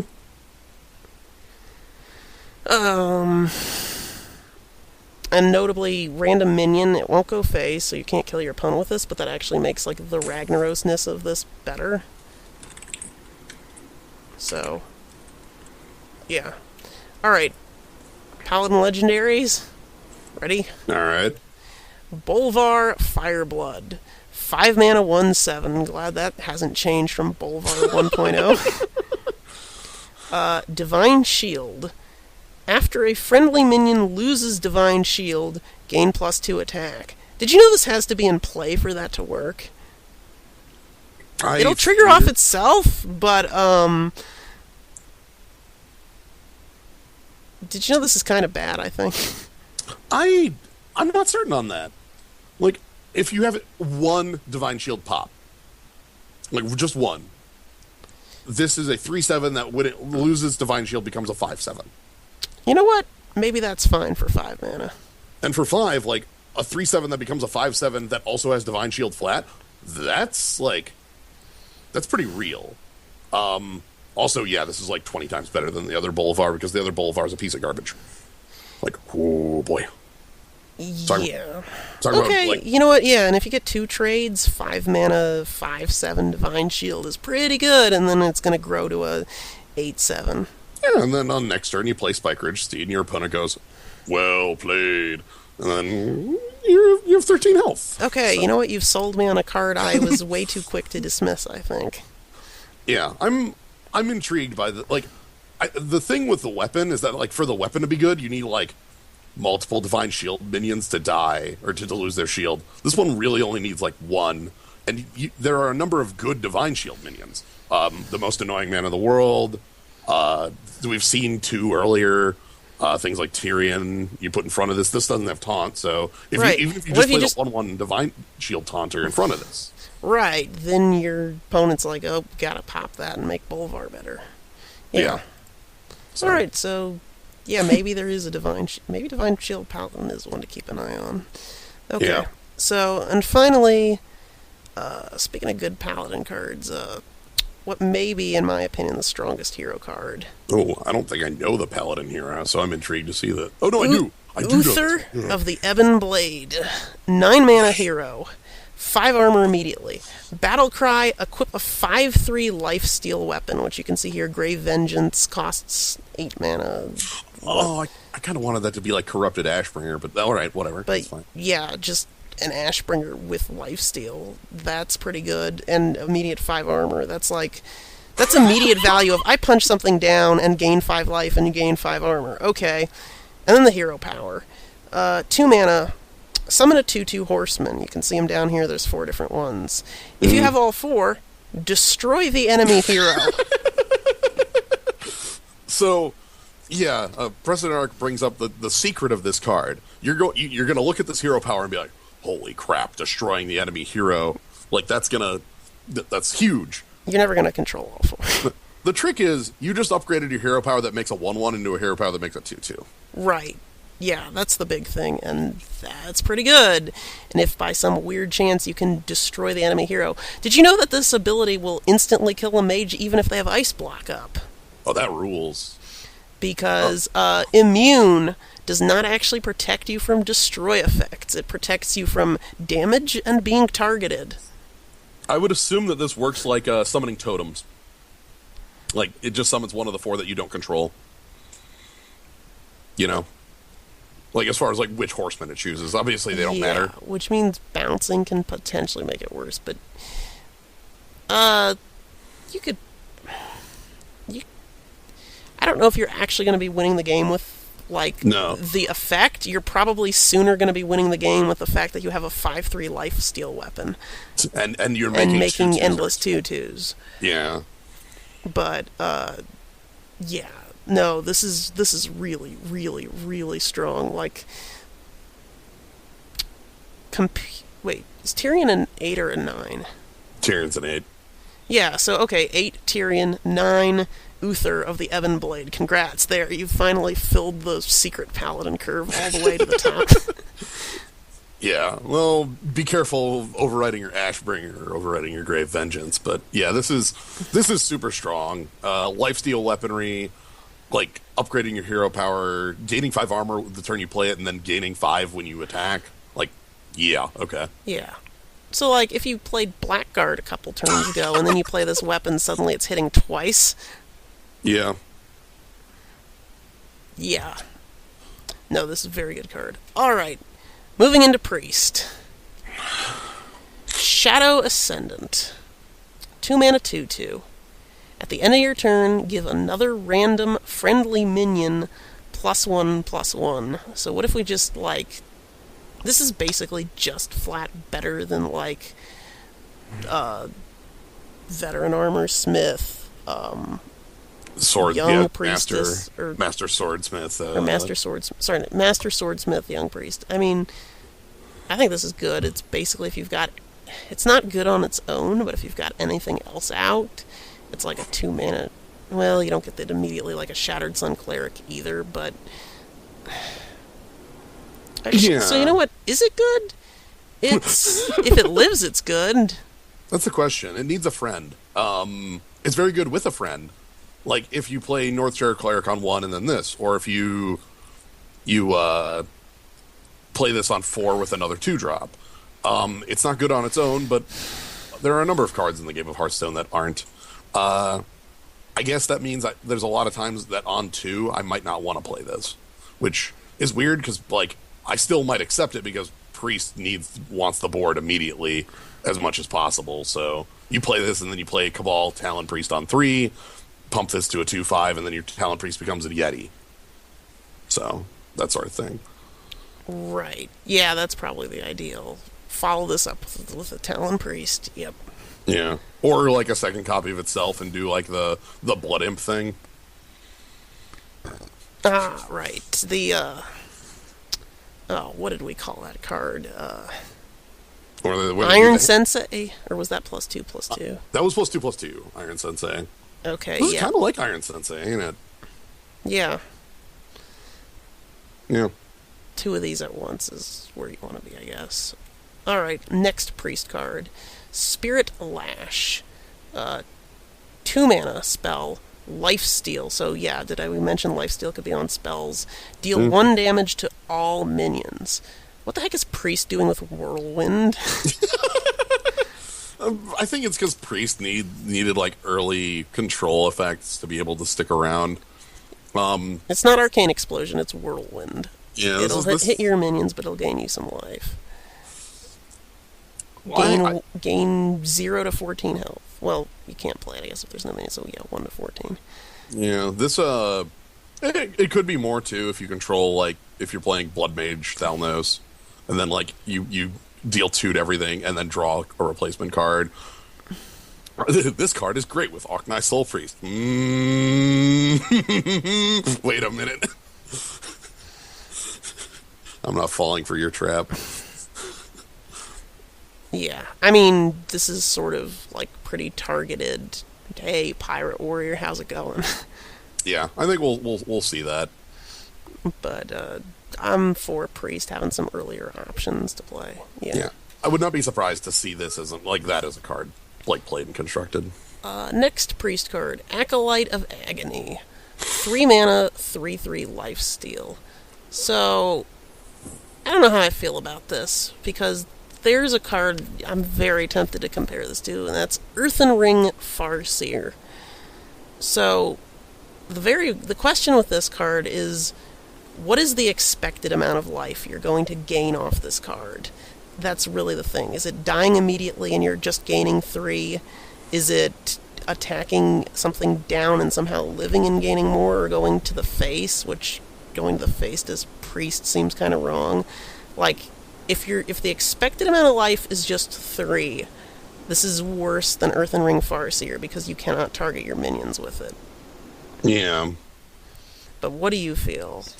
I'm kind of the same mind. One of the things that's oddest with this is that this being in priest rather than like in paladin, just like the basic 3 mana 3/3 with lifesteal, like that early in the game, the lifesteal might just not do anything, you know? Yeah, you can keep yourself topped off pretty well just with heal yourself, but yeah. So like, I'm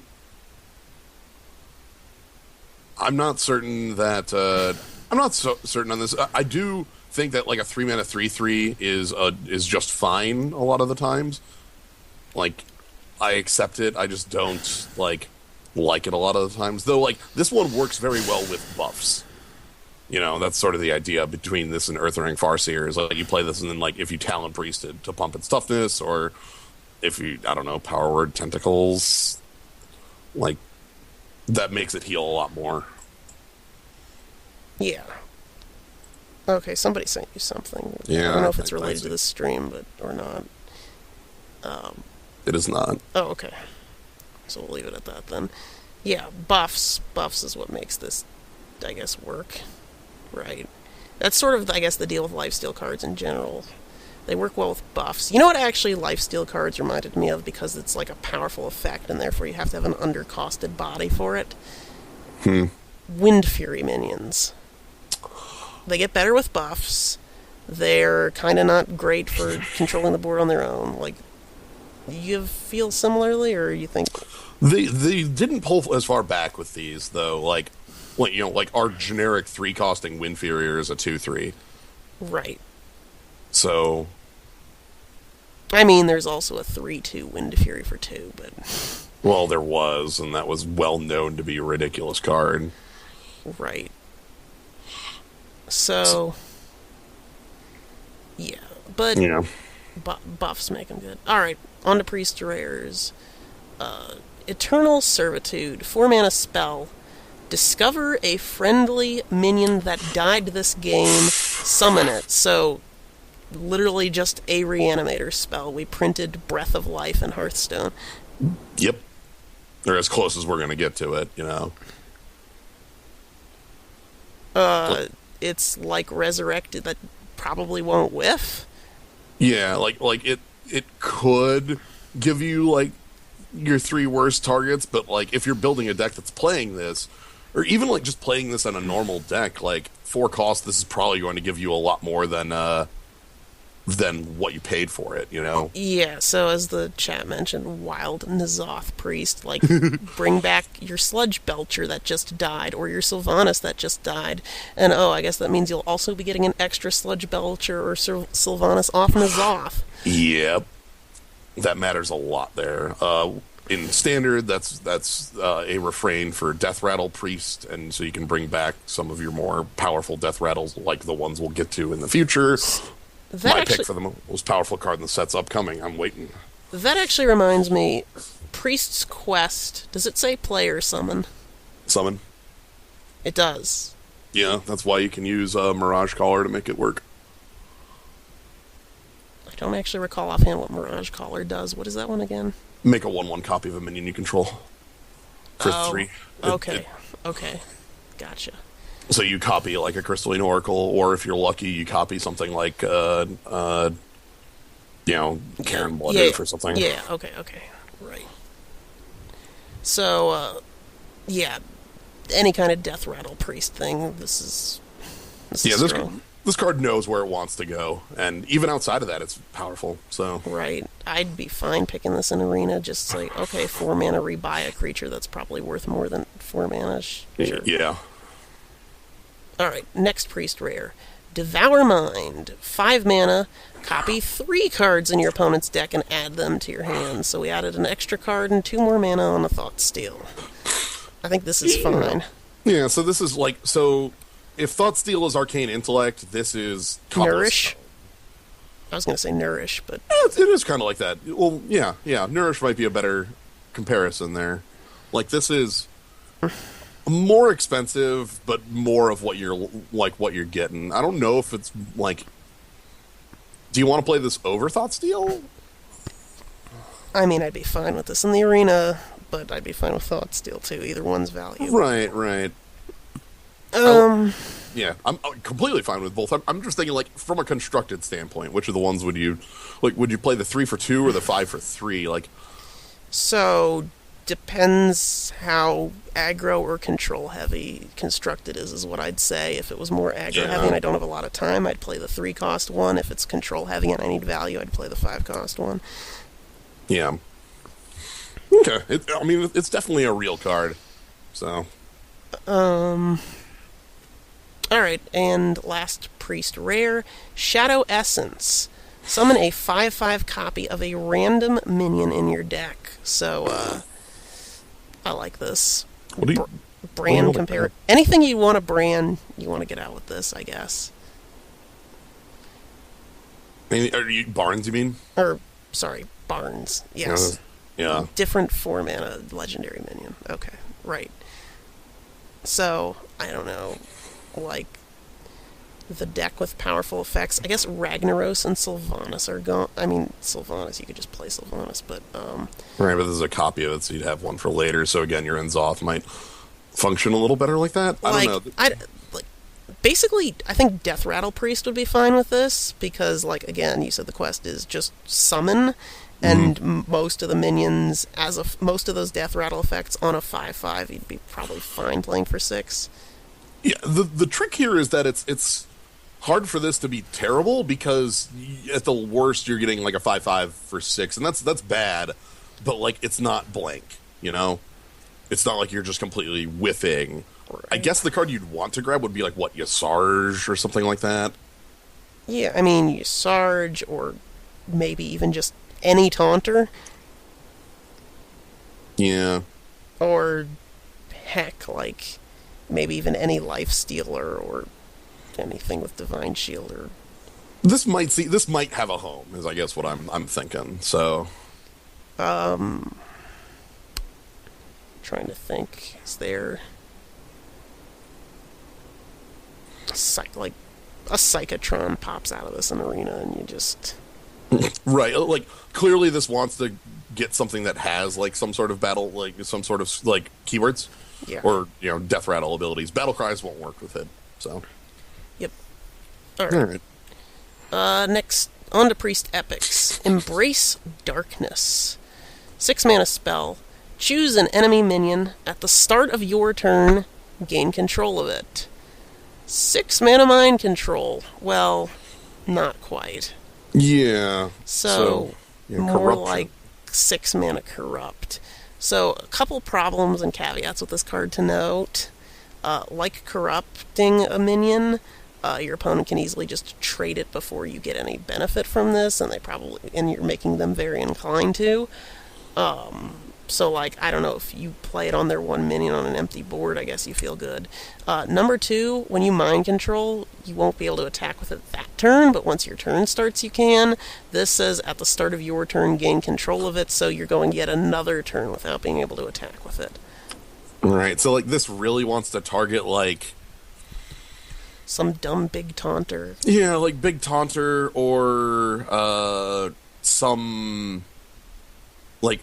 like a really worse Entomb, because Entomb is gone. I can see that comparison. Like this has many of the same problems as Corruption, and Corruption cost 1. The payoff's higher because like they certainly don't want to let you steal it, and this has a number of targets that are very high value. Like if your opponent did play Ysera and you do this, they can't throw away Ysera easily. That's not a card that trades. Right. Tyrion, Ford Ring. Yeah, that sort of, and stealing Tyrion with this has got to feel quite good.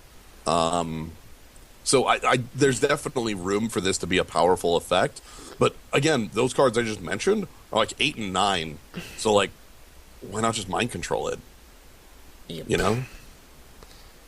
Like, Yeah, I'm not convinced by this one. yeah, it's pretty tricky, but I mean, it's about what they could get. Like, do you think they could have made this any cheaper, or would it have been too strong? Like, That's the problem. It might have been is the thing. Like mind control effects are incredibly powerful. I feel like 5 isn't so unreasonable to print this at, but I wouldn't do any less than that, I don't think. Yeah. Alright, other priest epic. Oh, God. Obsidian Statue. 9 mana, 4/8. Taunt. Lifesteal. Death Rattle. Destroy a random enemy minion. Compares favorably to Primordial Drake as far as purples go. This is my pick for strongest. Like I haven't seen every card in the set, so this could definitely be reversed. But this is my pick for strongest card in the set. Like this you play this card and your opponent goes, "Wait, I thought I was killing you this turn. No, I'm not killing you this turn. Like I can't like I'm killing your 4/8 taunt, and you're gaining like 12 life probably, and then an additional minion dies after all the ones I threw into this. Right. I'm losing my entire board. Also, oh look, it has a death rattle on it, so after I play it on 9, I play it on 10, I just go and Zoth and it's back. Yeah. No, N'Zoth's ability to bring this back is definitely one of the strongest things here. This... In fact, the minion, you kill it and then you lose another card when it's killed, compares favorably to Sylvanas Windrunner, although Sylvanas was more of a destroy and create something for you. So maybe is this too much at 9? Like, I feel the taunt on there is what says no. Right, and like if they don't have actual removal for it, you're gaining so much life. Right, and this is probably a good enough life-steal body to actually warrant how expensive it is, because you're probably gaining, like, a lot of life. The thing is, again, though, life-steal and priest... At that stage in the game, though, I feel okay with it because you're not always going to be at 30, and you're going to have a few cards that want it. And also, this plays well with like the way Priest wants to. Talk about like the reanimation cards we just had, or even like what card would I want a 5/5 of? Like this fits with every card we've seen in that sense. Oh God, and generate a 5/5 of this. Didn't think of that. Or yeah, heck, even just getting this off Barnes. Yeah. A 1/1 lifesteal that all of a sudden is just, oh, by the way, this is it casts Deadly Shot on death. I really believe in this card. Like, I realize that it's 9 cost and that's a lot. Like that's a high cost, but this is a card like when you're casting a card on 9 and you say you're playing against some sort of aggressive deck and you're like struggling, you're like, I just need to stay alive. This is one of those few cards that you could top deck and be like, oh, this is the answer, and slam it, and your opponent's like, oh God. Yep. Now, yeah. I guess the problem is it's competing with Primordial Drake. Isn't Drake an 8 technically? It is, but I mean the body, like yeah. But I think they do different things. I mean, this is Death Rattle, and like the taunt is why the life still works too. I mean, you know what? Like if I had to pick between Primordial Drake and Obsidian Statue in the arena, I think I'm in a pretty good spot. That's not something I'd complain about, but. So yeah, I love this card. I think it's very powerful. Yeah, same. All right, Priests Legendary, and this is a fun one. Archbishop Benedictus, 7 mana, 4/6. Battle Cry: shuffle a copy of your opponent's deck into your deck.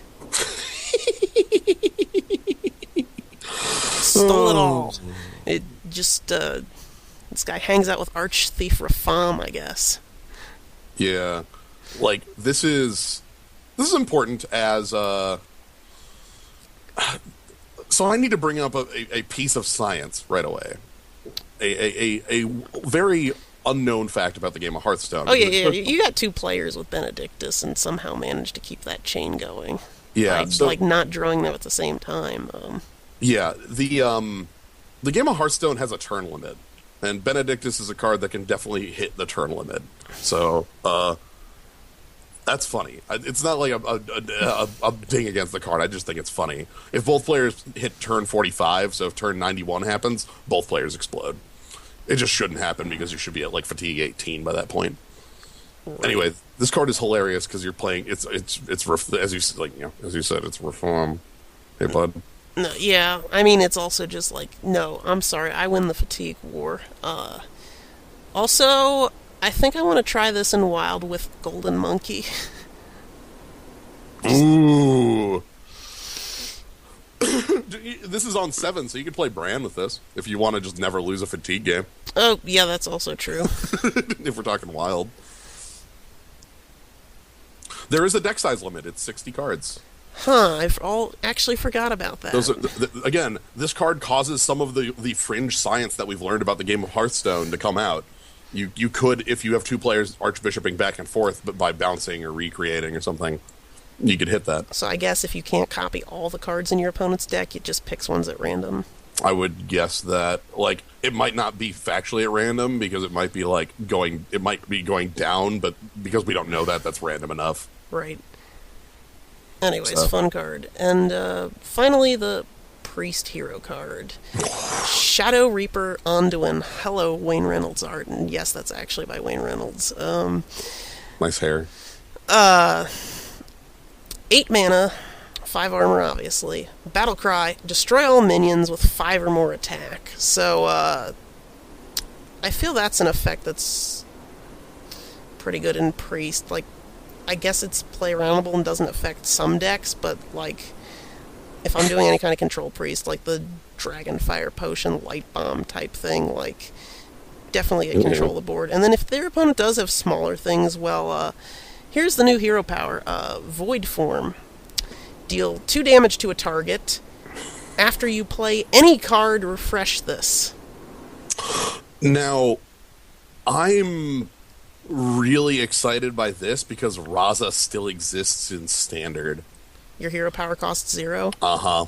How about Lyra still exists in Standard as a way to generate a ton of cards? Yeah, like, that combination is all real. So you go Raza to make it 0, Lyra to do some kind of card-generating chain, and then, like, kill your opponent from 30 after you've played 15, like, Shadow Word Pains for 0 with cost reduced by, the 2/3 that makes your spells cheaper.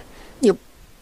So, yeah, and even, like, outside of that, like, very silly, like, I'm playing a Highlander deck with Raza and such, like, the card's still a powerful control option that upgrades your hero power, and honestly, it's more interesting because, like, one of the problems with playing Shadow Form was that, like, oh no, you're giving up your life gain, but now with, like, Lifesteal and a couple of these cards that are good control options that have it, you still can have your life gain. I mean, yeah, you're playing on average 1 card a turn. Mm-hmm. So this is on average doing 4 damage a turn. It's even better than Beardo, because it's not on spell; it's on card. Yep. I guess if your card costs more than 4, or more than 6, then you're not doing this twice in 1 turn. But yeah, again, unless you've used Raza to. I think this is a decent card, though. Yeah. Like, a little more, like might just whiff on on the come-in. You know, like, if there's an empty board, you're not getting anything out of it. Or if they have, like, if God forbid, your opponent's a bunch of 4 attack minions, like, you know, then your come-in isn't doing anything. But, well, still strong. Mm-hmm. All right, on to Rogue. So, leading off, Leeching Poison. 2 mana, give your weapon lifesteal. I never thought I'd see a card like this. Healing in Rogue. What the hell? You gotta work for it. Yeah, but, like, healing in Rogue is fake. I don't know. Is that a thing rogues do in World of Warcraft? Can they, like, make themselves lifesteal off their blades? I don't know. The question is, like, is this actually worth the card? Like, you'd probably play, like, Assassin's Blade is where you'd want this on it, right? Well, on anything else, it's just like a bad Holy Light or something, like, at best. Like, you know, you play you play Deadly Poison on your weapon and then play this on it, and then it's like, oh sweet, I have paid 2 mana to get 6 life, and it's like, oh boy. So Yeah, I guess there's the question: is how much life do you expect to gain on your weapon? doesn't work with Blade Flurry.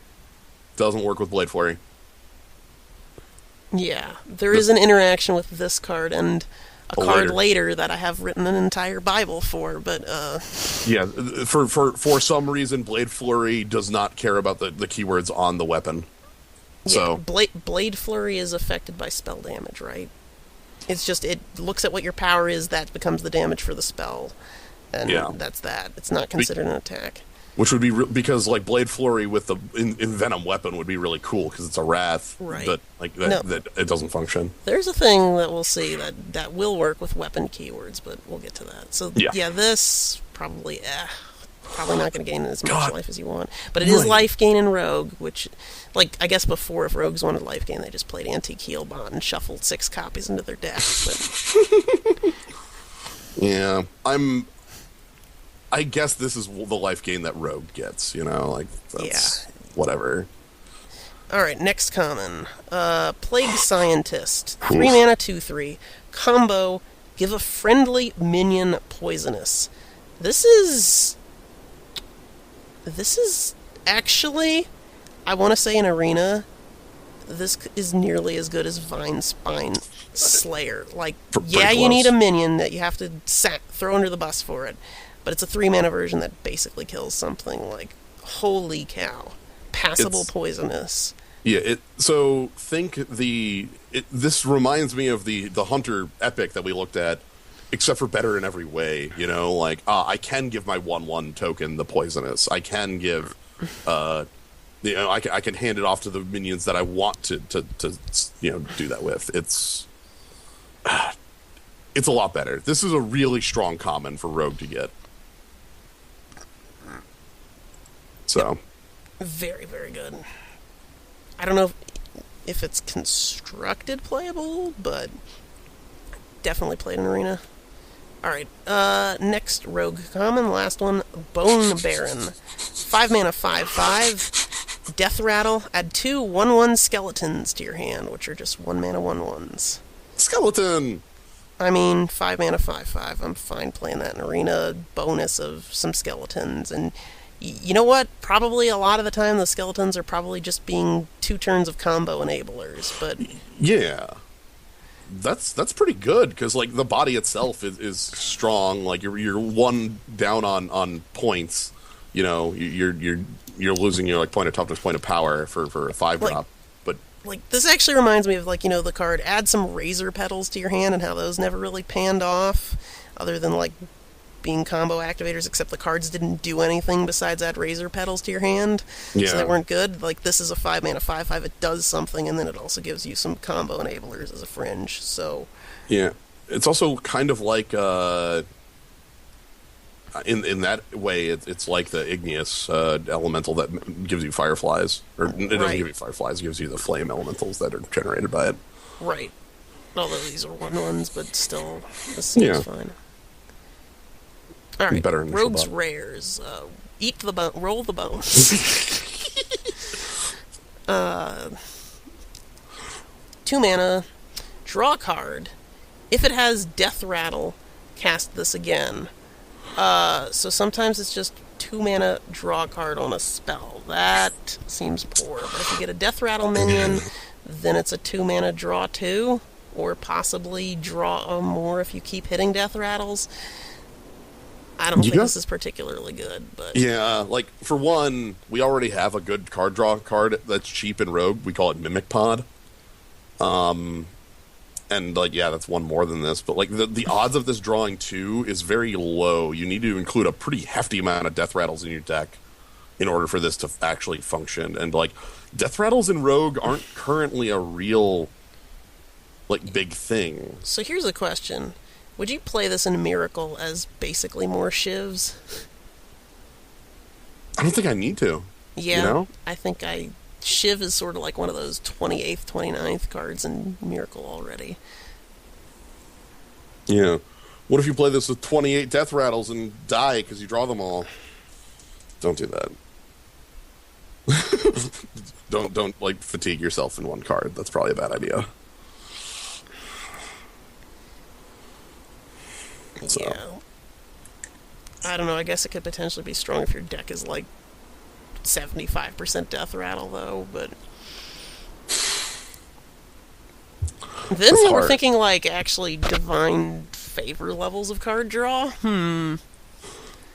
So yeah, I was thinking about it in the abstract, but if you're actually trying to build around this, the problem is that Rogue isn't a class that, like, say this existed in if this existed in Hunter, I would be a lot different on it, because Hunter, like, one of the problems with Hunter as I see it is like the inability to like have a late game because of card draw outside of like your literal quest your legend. Rip Starving Buzzard. Yeah, so like, yeah, I don't know. Like, Rogue doesn't have a lot of really playable death rattles. It used to have a lot more, but they've slowly been rotating. Miss You, Tombstalker. Yeah. Yeah. So, anyways, on the next Rogue card, I guess. Shadow Blade. 3 mana, 3/2 weapon. Battle Cry. Your hero is immune this turn. I mean, it's not a Fiery War Axe, but that's not even a fair comparison. This is just good. It's a good rogue weapon. Congrats. They finally printed one since the Blade Flurry nerf. It took, what, a year and a half, but here we are. A good rogue weapon. Like, this is, you know, Eaglehorn Bow, Rallying Blade. We've had this style of weapon, 3 costing 3/2, because we know that Fiery War Axe is too good. I mean, your hero's immune this turn. That's practically a Gladiator's Longbow on the turn it's played, which is like a 7 mana card. Right, and you can play it and attack, like, you can attack heavily up to, like, fix a trade. Right, you can play this and then deadly poison it if you really want to, like, well, I don't know if that's necessarily good, but this card still wouldn't validate the Blade Flurry nerf. You're right. Welcome to the Blade Flurry nerf. Yep, still didn't make any sense, other than rogues are too good, I guess. Yeah. No, this is a great weapon. I don't know if it's necessarily constructed playable. The thing is, I don't even know what a constructed rogue is going to look like after this set, to be perfectly honest, but definitely would pick this in Arena. Yeah, 100. Oh my goodness. Yeah. This is very good there.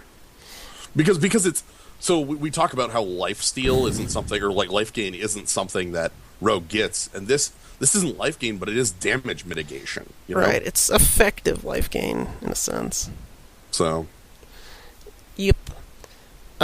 Next, Rogue Rare Runeforge Haunter. 4 mana 5/3. During your turn, your weapon doesn't lose durability.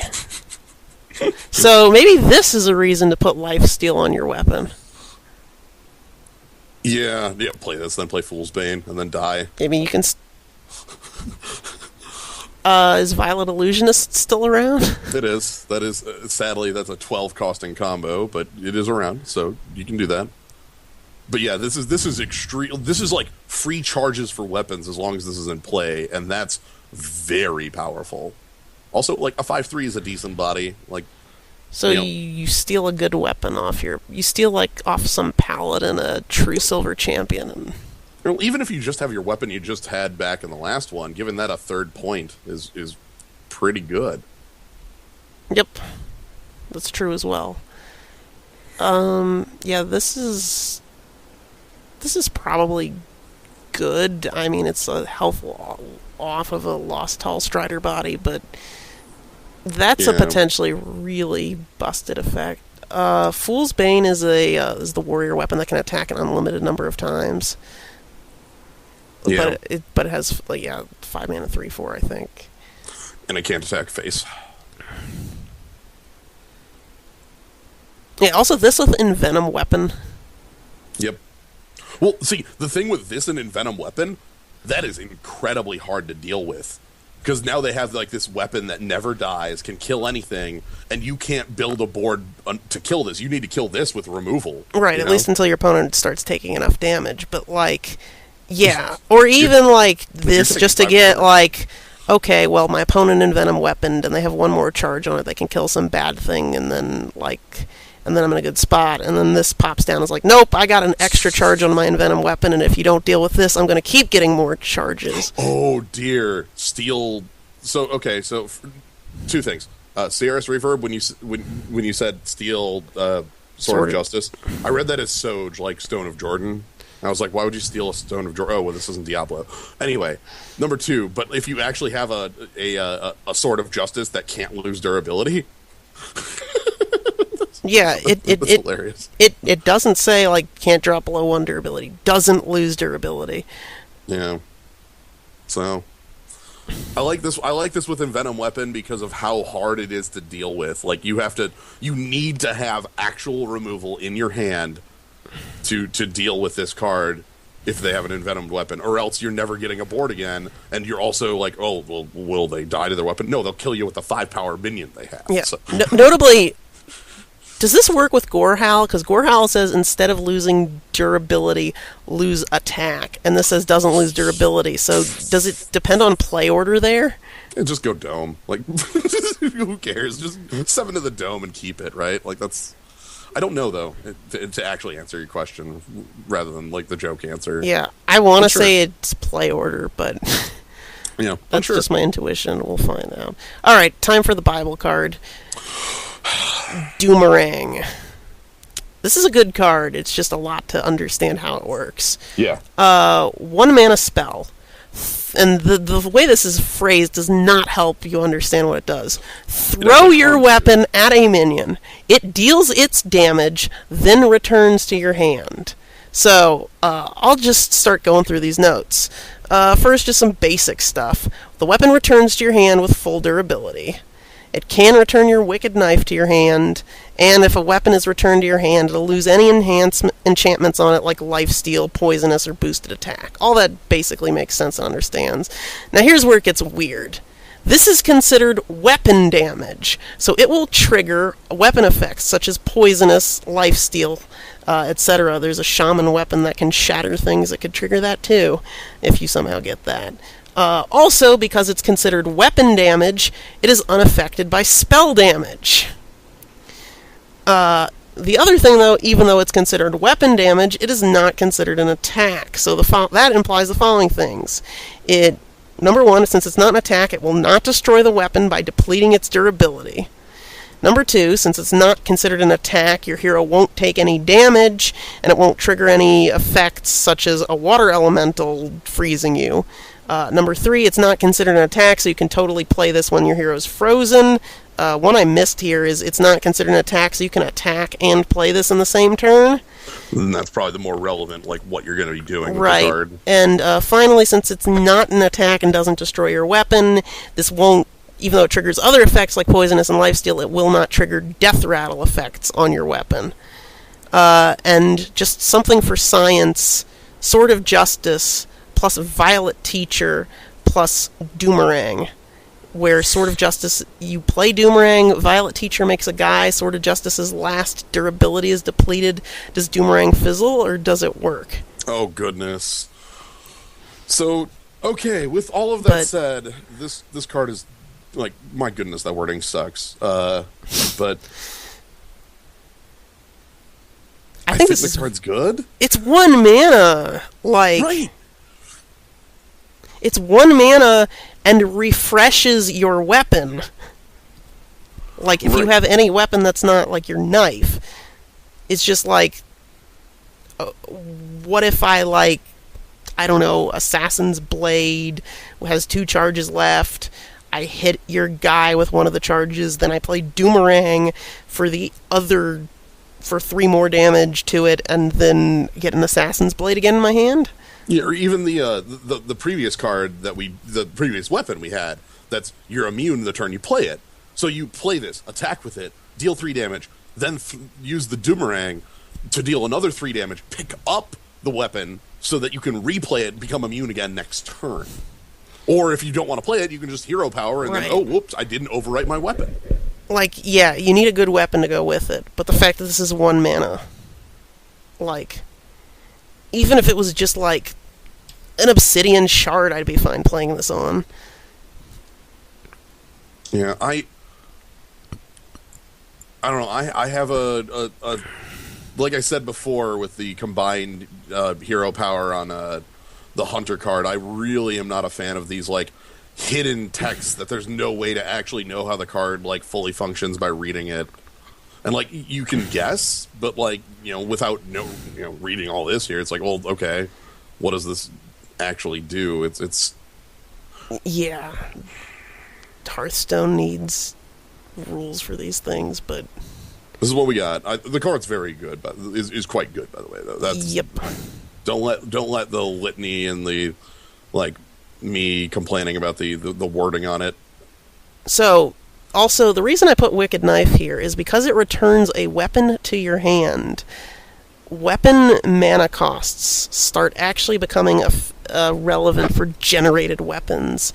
So you may have noticed, like, the 5/3 lifesteal weapon that the Paladin hero gets costs 8. So if you somehow, I don't know, copy a Paladin hero from your opponent, which you can do in Rogue, it's a class card, you can get hero cards. So if you somehow, like, I don't know, get that and then Doomerang your lifesteal weapon, like, it'll deal 5 damage, gain you 5, and then you can replay it, but like the 8 mana cost is actually relevant there, so Yeah. and yeah, you can throw a weapon that was poisonous, which really like isn't necessarily useful because you'll lose the poisonous buff, but maybe if you need to do it to get around taunt. Yeah, or like you need to double attack in the turn, Right, kill 2 things. Yeah. So. Anyways, good card. Rogue's other epic. Spectral Pillager. 6 mana 5/5. Combo. Deal damage equal to the number of other cards you've played this turn. I'd like this more if it wasn't 6 mana, because how many other cards are you playing before a 6? From the clips I see on YouTube of Van Cleef plays, like 20, right? Like that's how this works. You just go like you just do a ridiculous amount of things and prep, and then all of a sudden this deals like 30 damage. Maybe. In like the one game, and then but the YouTube clip doesn't show the 20 losses that happened before that. Right. And the other thing is, like, this reminds me of a card called Kidnapper, except instead of a sap, it's like a proper fire elemental, but yeah, Kidnapper ain't. This ain't Kidnapper. This is a lot better, I think. Right. Although sometimes it's like 1 damage. Funny enough, it could say Battle Cry and do the exact same thing, even if it didn't say combo. But I don't know. Like, if you can actually make it work, it's strong. But like, I mean, I've played against in Miracle Rogue.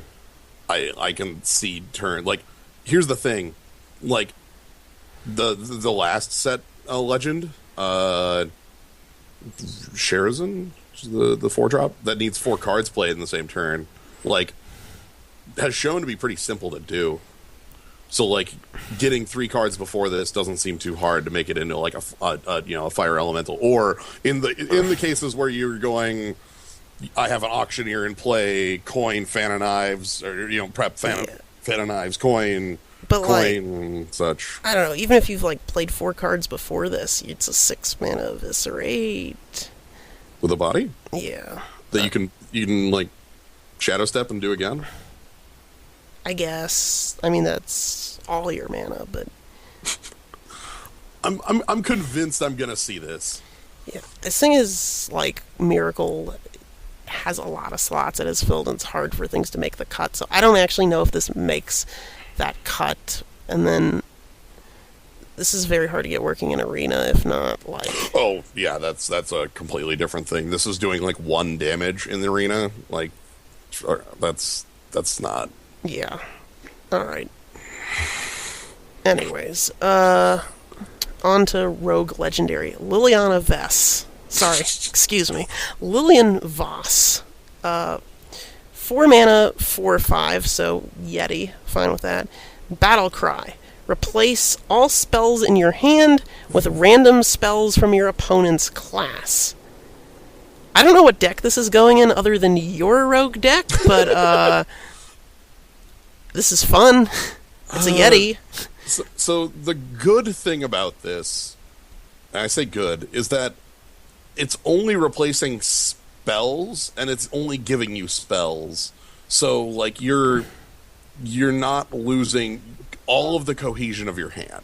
Like, if this was all cards in your hand for all cards, that would be like your hand would have no cohesion and you just couldn't do anything. But, like, you know, if, like, I guess, like, Razor Petals is kind of what this is. Yeah, Razor Petal, or maybe it's just like your late game, welp, I'm stuck with a hand that's nothing but counterfeit coins and preps, better turn them into something that does something. Right, like, this backstab ain't doing anything on turn 10. So maybe then it's fine. This is definitely going into my deck that's just every theft card in the game. I don't know how good it is outside of that because, like, it's not actually card advantage. It's kind of like... And most rogue decks, like, make very deliberate choices with their spells and actually need them. Yeah. So again, it's almost like a golden monkey type thing of just get rid of your spells you don't need and turn them into cards that can get you some value. Yeah. And hey, if you play it without any spells in hand, it's a Yeti, which is totally fine. Yeah, so, like, I personally like it, but I'm not certain this is going to see play. Better against mages? Yeah, better against mages, better against, I don't know, actually, it might not be great against Paladin, because Secrets. I play a lot of this. One of my constructed decks is just, like, steal cards from your opponent's class, and right. Paladin's one of the most unreliable, because you just end up with a bunch of crappy secrets a lot of the time. Yep. But yeah, alright. And the rogue hero, Valera the Hollow. 9 mana, 5 armor, obviously. Battle Cry, gain stealth until your next turn. So this is the first time a hero can have stealth. I didn't really put any explanation onto how that works, because I think it's obvious. It's just your hero cannot be targeted by spells or attacks or Battle Cry abilities, just at all until your next turn. So basically it's a fog, so that's good. Like, it won't save you from, like, a hunter hero power, but 5 armor will save you. So a quick note, don't play this then attack with your knife. Don't do that. Somebody's gonna do that. Somebody's gonna play this card and be like, I need to play this to survive. Does playing this destroy your weapon? Do hero transformations destroy weapons? That's actually a question. No, they don't. They actually changed the rules they actually changed some of the interactions with weapons and changing heroes. Right. I mean, don't attack unless you don't care about the stealth. Like, if you don't care, fine, attack. But even then, like, attack first and then play this. The new prep coin concede, yeah. Yeah. So yeah, like, buy yourself a turn. So, and then its ability, Death's Shadow, passive hero power. During your turn, I guess they mean at the start of your turn, add a Shadow Reflection to your hand. And Shadow Reflection is a card that says, each time you play a card, transform this into a copy of it. And the note that they really should have put this on the card, and I have no idea why they didn't, at the end of your turn, Shadow Reflection or any card it has turned into will disappear from your hand. So I also don't know why it says, like, it doesn't, like, why doesn't it say it keeps this text if it's supposed to keep changing? I mean, because that's, like, Shifter Xeris and the weapon that does it. That's just how they templated all those things. I guess, but yeah, your note is bigger. Like, I don't know why it's not noted, like, that it disappears. Whatever. Yeah, so it's use it or lose it. Basically, they don't want you stockpiling, like 6 of these and just playing an Eviscerate and winning the game. Yeah. But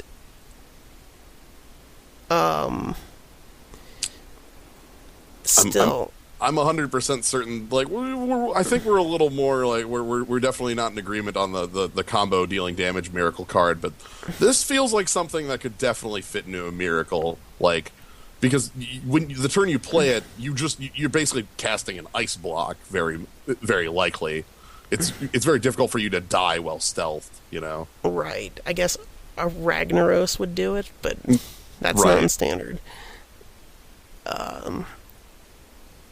Yeah. And then, like, just extra value on all your card draws, so... Yeah, you can get like double of any key spell that you need. Right, but only one in a turn, which can Yep. still be enough. Yeah, I like this one.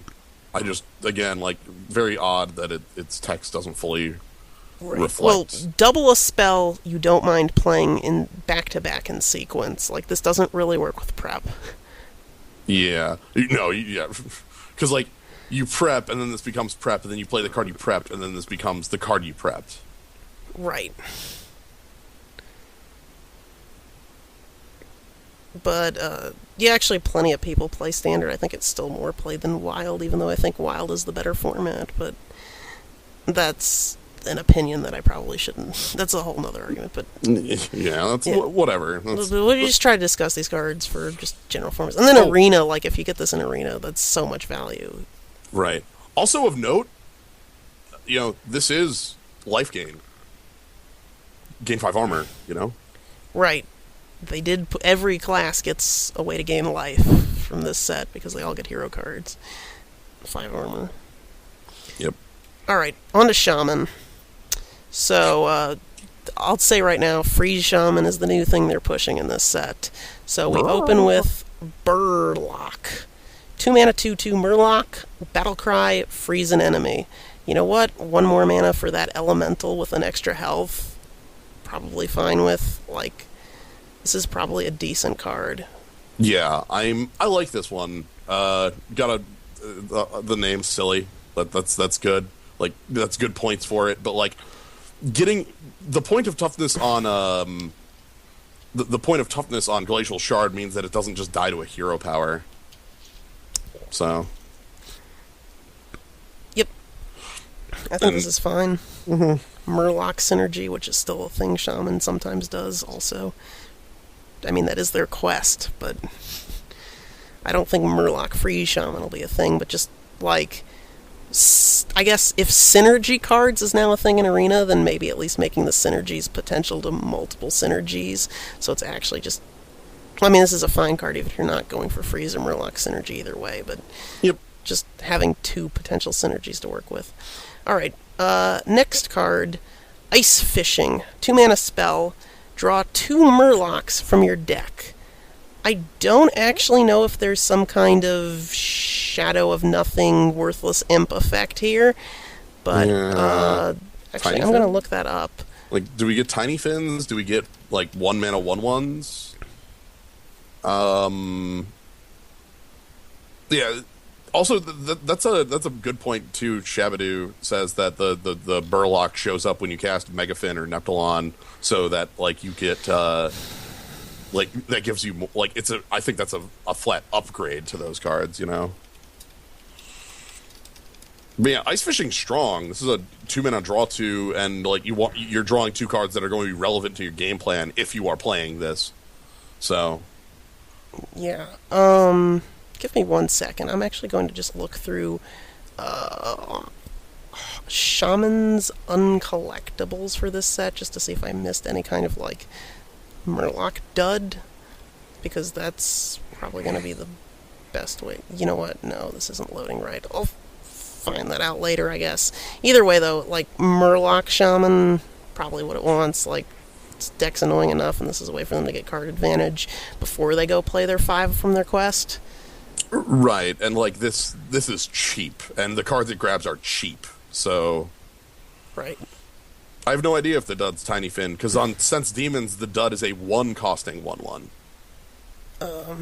So like Tiny Fin's a 0 coster. If this is like 0 cost, grab 2 1/1s, like they're 0 cost. Anyway, that's Yeah, I'll look that up later. All right. Next card, Drakari Defender, 3 mana, 2/8 taunt, overload 3. I want to say this is trash. I'm reminded of Deathlord looking at this. Was Deathlord 2 or 3 mana? 3. Okay. Yeah, Deathlord, but oh boy, this downside, you're missing your next turn. The thing is, like, when is this a better card than Ghost Wolves, is the question. Like, that gets it gets you more toughness but less power, so... I'm nowhere near as down on this, because 2/8 at the early game basically says you can't attack and you lose your entire board for trying. Like, I've played with Deathlord. Deathlord against an aggressive deck just says, like, get out of here. Yeah, but this also says you're doing nothing on 4. Sure. Like, that, I realize that. 2 things about that. Number one, like, okay, if we're talking about it in constructed, yeah, Feral Spirits is probably going to be doing a little bit more stuff, like, as far as, like, a constructed card. In any other instance, though, in the arena, I'm probably just fine with how big of a wall this is going to make on 3. Also, of note, this is a huge buff to any sort of evolution effect. Like, just by existing, my 2-drops can evolve into a 2/8 taunt. Like, good luck. Okay, that's pretty fair. And as we'll see soon, like, there are a lot of evolution. Right. There's some evolution here, so... Evolving gets cards from any class, so the actual likelihood of that is probably slim. Correct. But I like... Is there a Shredder that makes 3-drops pop out? I don't think so. There's one for 1-drops, 2-drops, 4-drops. Right. There's a portal that makes 3-drops. 3-drops. Pop. There's a portal that makes 3-drops. There's a portal that wait, is there? 2, 4, 5. Doesn't the warrior one make? No, it makes 4s. 1, 2, 4, 5, 6. No, there's no portal for 3s. Okay, fine. Never mind then. But yeah, fine. Evolving, I guess. It's fair. Yeah. I like this one more in the sense that, well, especially, like, you don't have to play this on 3 for it to still be fine. Like, compared to if I play this later in the game and then, like, on turn 7 I'm on 4, like, that's still acceptable, especially for how much toughness of taunt this gives. Like, okay, maybe. I don't know. Like, Shaman's also got 2/4 heal you 3 taunter for 3 also with no overload. Fair, that's probably stronger, but, like, I guess I'm looking at it in a completely different format than... Yeah. Okay. Yeah. No. I just think that overload is way too big of a downside, but maybe. It gives like, picture this if you had a Tunnel Trog. Yeah. No, I mean, definitely with Tunnel Trog. Like, oh my god. Like, because they could never kill the Tunnel Trog again because they have to get through 8 points of taunt. Like, whoops. Yep. I mean, they lightning bolted or something, but yeah. Okay. On to Shaman's Rares. So maybe that's a questionably bad card. This is an actually bad card. Icebreaker. 3 mana, 1/3 weapon. Destroy any frozen minion damaged by this. So, you like paying extra mana and blood from your own face to play Shatter? Goodness. Like, so for this to be usable, you need to have a consistent way to freeze minions. Here's the problem. You're playing Shaman. Burlock, Freeze Elemental, Frost Shock. Right. Like, and I think there's some new stuff in this set, but that can actually maybe make this viable, but even then... Like, how much blood are you willing to pay? Like, especially in a class that has, like, Hex? Like, really? Like, why go through all the song and dance when you could just play Hex on things, you know? Like... Yeah. If it cost 0, would you play this? Yes, 100%. If this, like, at 0 cost, yeah. 0 cost 1/3. Yeah, like, that's the, like, I'm thinking that this is a, like, a pullback reaction to Spirit Claws. Why this costs 3? Yeah. Or just because, well, it's 3 uses of Shatter. That's pretty good. Shatter costs 2. No, this is... I don't like this. Yeah, and it's even worse in the arena. Oh my gosh. Yeah, I don't think this is dependable enough. Like I don't think that this is... Yeah, I don't think this is dependable enough. I don't think there's enough, like, consistent ways to freeze things, and even if there are, like, sweet, I wanted to take 8 damage to cast Shatter on your frozen elemental that already hit me for 8, you know? That sort of thing. Yep. Alright, next Shaman card. Avalanche. 4 mana spell.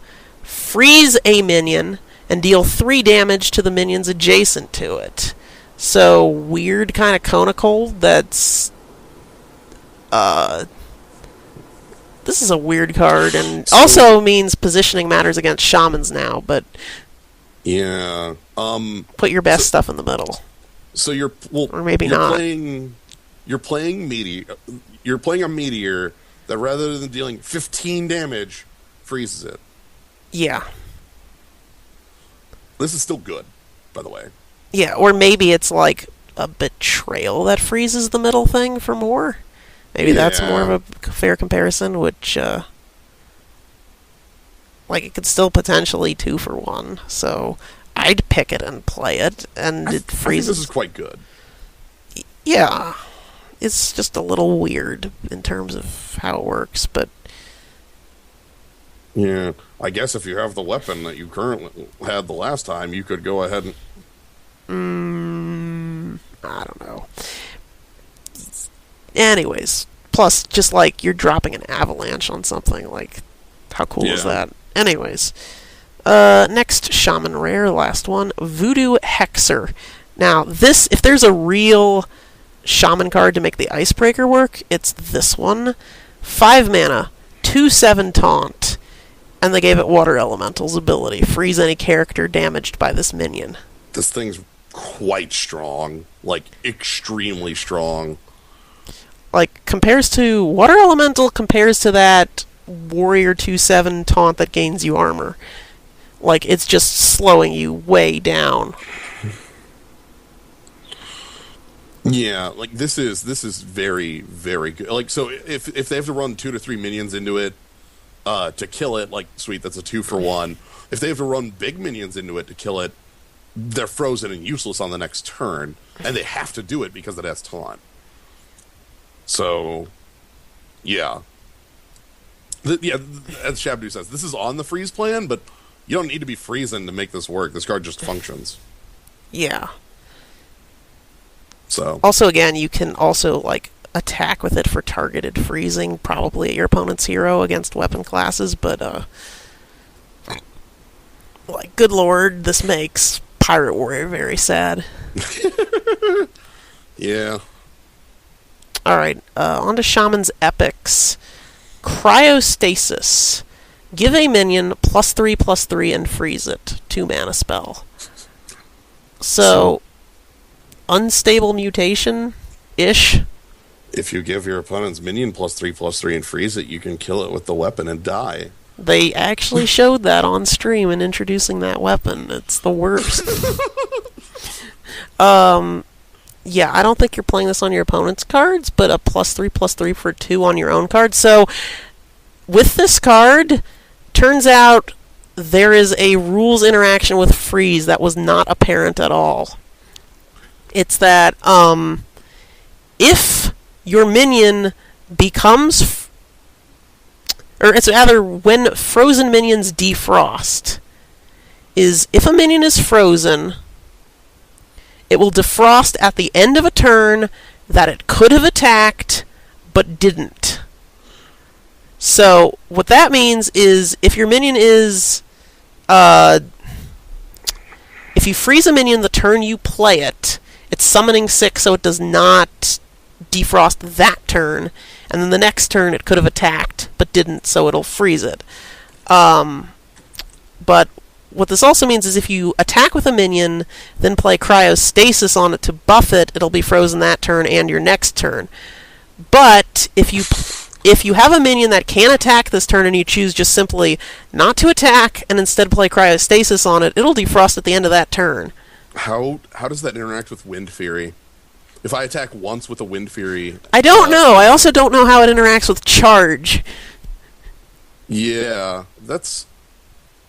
Anyway, Hearthstone's a confusing game sometimes. This card is... But it's better as a buff spell because of that. So, that said, how do we rate this? It's versatile. Can I just play Primal Infusion? For +3/+3? Yeah, like... Probably. Yeah, I don't know. You freeze your opponent's guy and then BGH the next turn? Like, what's the... Yeah, like, so using this on your opponent's creature is, like... This is not the freeze you want. If you're doing some sort of, like, freeze deck, this is not the card you want in it, because... Like, you don't want to, like, freeze your opponent's minion and then have to use your weapon to kill it. That's horrible. Right, and then as a buff spell, the whole reason buff spells are good is because you usually use it as some form of basically removal by enabling an immediate trade down, because if you just play a minion and buff it right away, you're just asking to eat a removal spell and get 2 for 1. So, right. It doesn't give you the immediate benefit of a buff. Can I just play the Burlock over this? You can play this on your minion and then silence it off the freeze and wait. Yeah, this ain't eternal. Whoops. Yeah. What a funky card. Yeah. Next Shaman card, Snow Fury Giant. 11 mana, 8/8 elemental. Costs 1 less for each mana crystal you've overloaded this game. Oh my goodness, I like this. First class exclusive giant, and as Tunnel Trog has shown, it's not hard to overload a bunch. Right. I wonder if you can get this down on, like, 6. Like, that's only, like, 5 overloaded crystals. So, like, Totem Golem...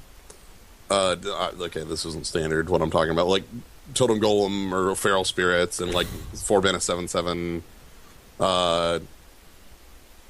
Yeah, it's an elemental, too. Yep. Oh, yeah, it can evolve. You can evolve 10s now. Yay. Oh, that's maybe a relevant thing. This is the first one you can evolve 10s off of. So, you can evolve your Sarge or something like that. Yep.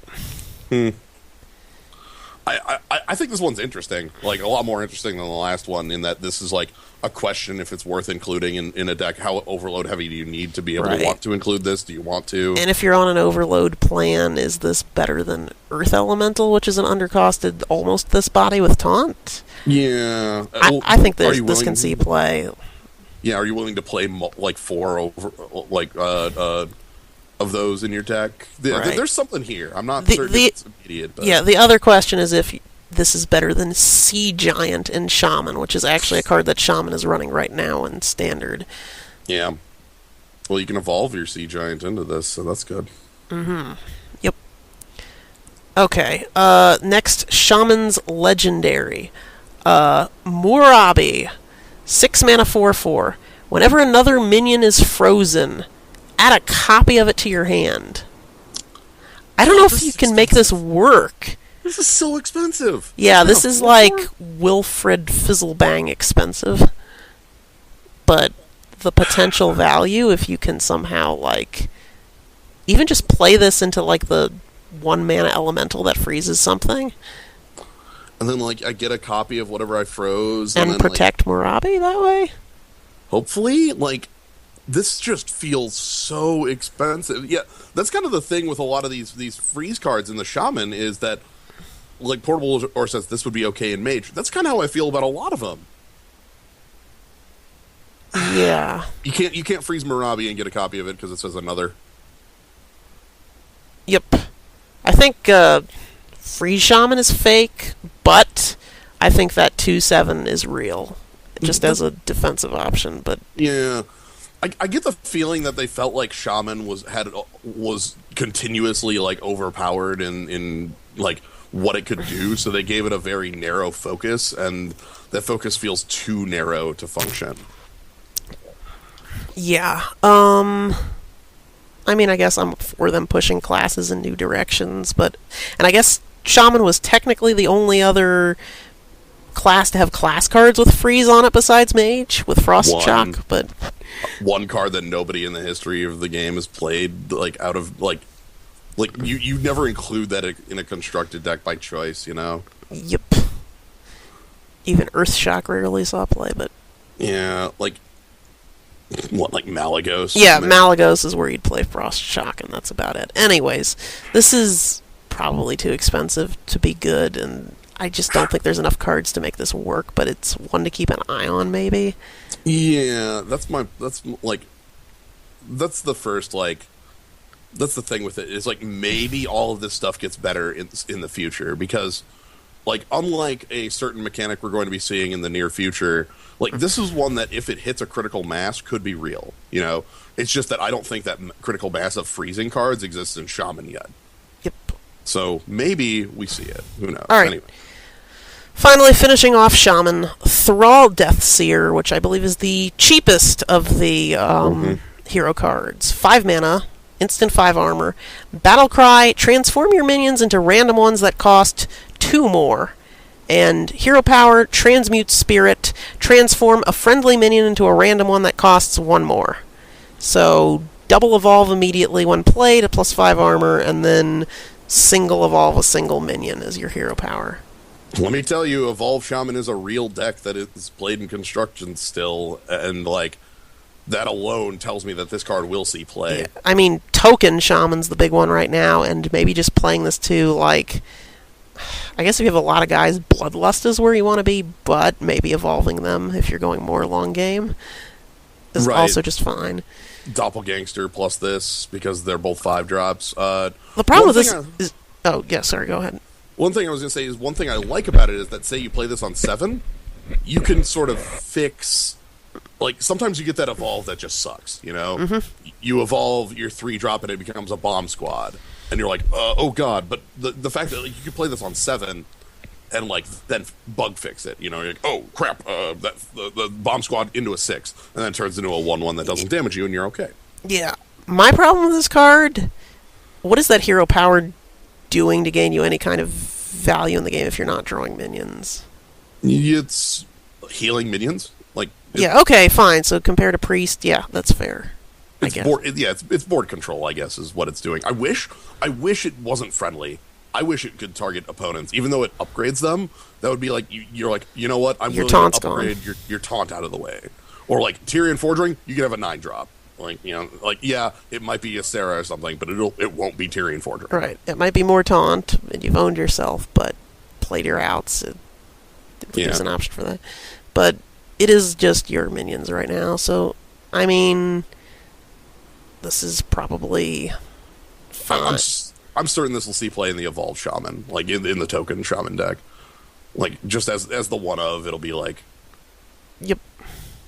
Yeah, this is going to see play, is what I'm thinking, so.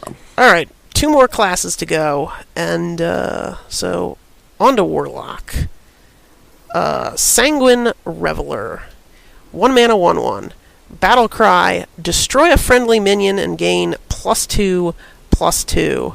So, 1 mana, 3/3s, strong. Have to throw something under the bus, but if you're playing a Zulok style deck, you probably have lots of little 1/1 thing. Well, Imp Gang Boss is gone, but you probably still have lots of little pogs you don't mind throwing away to get a 1 mana, 3/3. Possessed Villager still exists. So. Right. Eggs, yeah. There's still all sorts of eggs. This is real. We've seen the 4/4 C play, the one that double adapts, and that always has something to eat. And this is lower payoff, but if you just go turn 1, Possessed Villager, coin this, that's pretty good. Yeah, it is. I say this is definitely real and might be putting Zoo back on the table. Yeah, I don't think that's enough for it, but we'll see. Well, there's also a 1-drop neutral common. That is also a reason why I say Zoo's going back on the table, but we'll get to there. Next Warlock common, Drain Soul. 2 mana, lifesteal, deal 2 damage to a minion. So, drain life, that can't go face, but is 1 cheaper. I'm sold.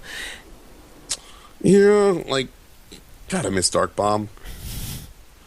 That's what I feel when I look at this. Is God, I miss Dark Bomb. Yeah, the card's fine. I mean, sold for Arena. I don't know about Constructed, but yeah, definitely. Like the thing is, like this card is card neutral too, because like gaining 2 life means you can hero power and just draw another card. You know, that's how it functions. Yep. Yeah, good enough. Okay, next card. Howl Fiend. 3 mana, 3/6 demon. Whenever this minion takes damage, discard a random card. So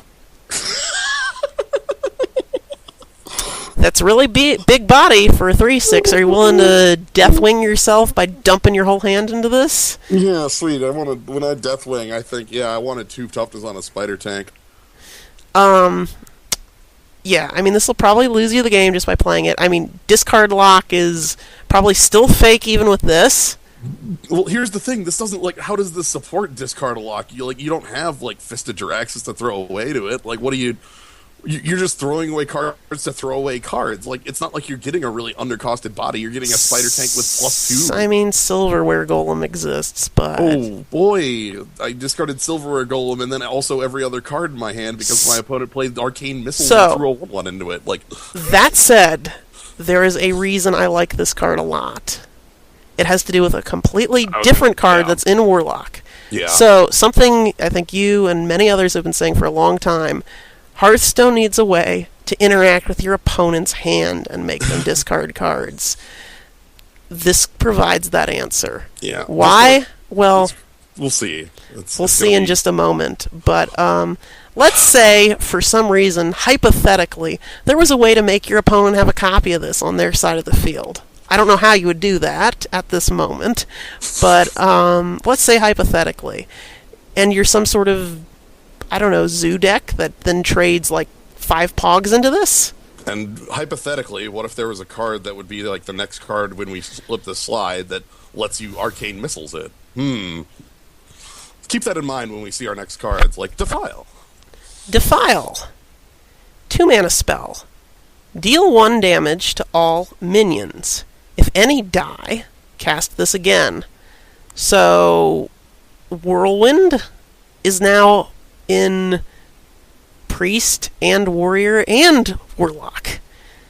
And this one, this will chain if your opponent's minions are set up like 1, 2, 3, 4, but it has to be exactly that. So this is really hard to set up to be an actual sweeper, but if you can actually set up like the bowling pin chain or whatever, this will work. Yeah, Possessed Villagers, again, that's a card I'm going to keep saying, really makes this card function. Like, it lets you chain it to 3 on its own. Yeah, true. Like, it lets you chain it to 3 on its own, and then if it kills anything else on the 3, you keep going.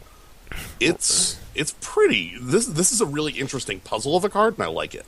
Yeah, they also changed Dreadsteed specifically so this card wouldn't make an infinite. That's dumb because there's also like 20 other infinites that you can do, and they just by fiat made them not work. Yeah, and Dreadsteed is now just summon at end of turn. But, I mean, this would also... Like if you have a patron on 1, 2, and 3, it's an infinite. Right. So, I don't know. Doesn't that summon 2 patrons? No, actually, I think somebody did the math, and it's not because of the 7 minion board limit. It summons 2 patrons, and eventually it'll get to a state where they actually have to all be at 1 health and die. It takes a while, but it'll actually just, if you have patrons on 1, 2, and 3, it'll just clear your board. There's a card later that I can come up with an infinite as well if you give the card immune. Okay. I can come up with other infinites. I'll bring them up when we get there. All right. Anyway, all right. The card's good. Yeah. Next, Warlock card. Unwilling Sacrifice. 3 mana spell.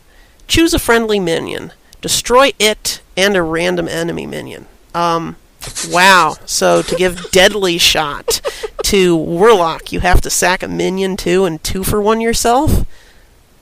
Like, That's special. Deadly Shot is a 3-costing common in Hunter. That's,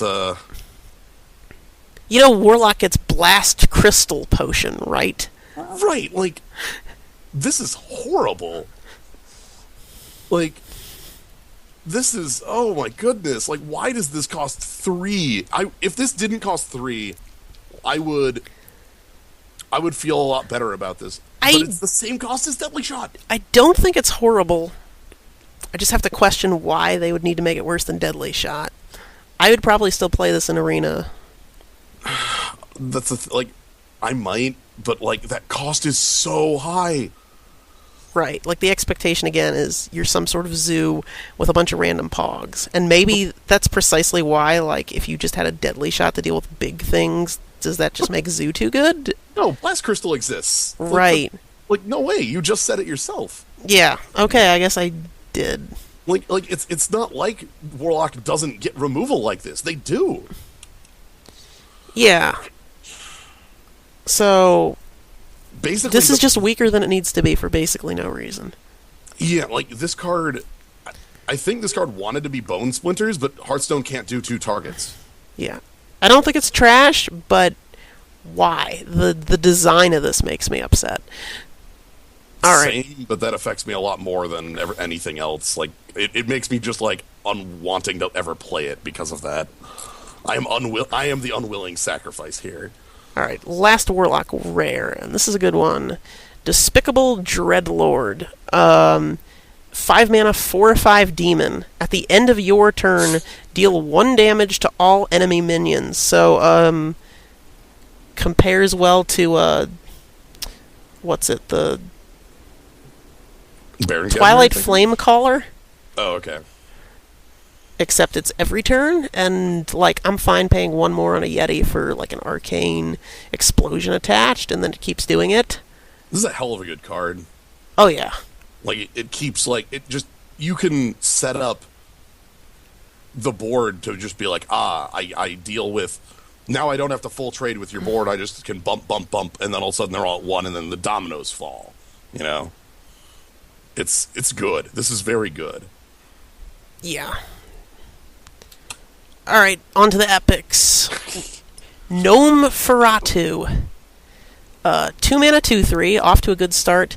Battle Cry, remove the top card of your opponent's deck. Fatigue Warlock? That can't exist. Here's the thing, though. When we get to the Warlock Hero, maybe it can. I don't know. There's, like, Warlock fatigues faster than literally every other class in the game. And also, like, what if you're playing against, like, anybody, like, a priest or a warrior or a druid? Like, Okay, so what is this then? Combo disruption? basically? Like, that's like, all I can that see this isn't, as is that's combo very disruption. crapshoot.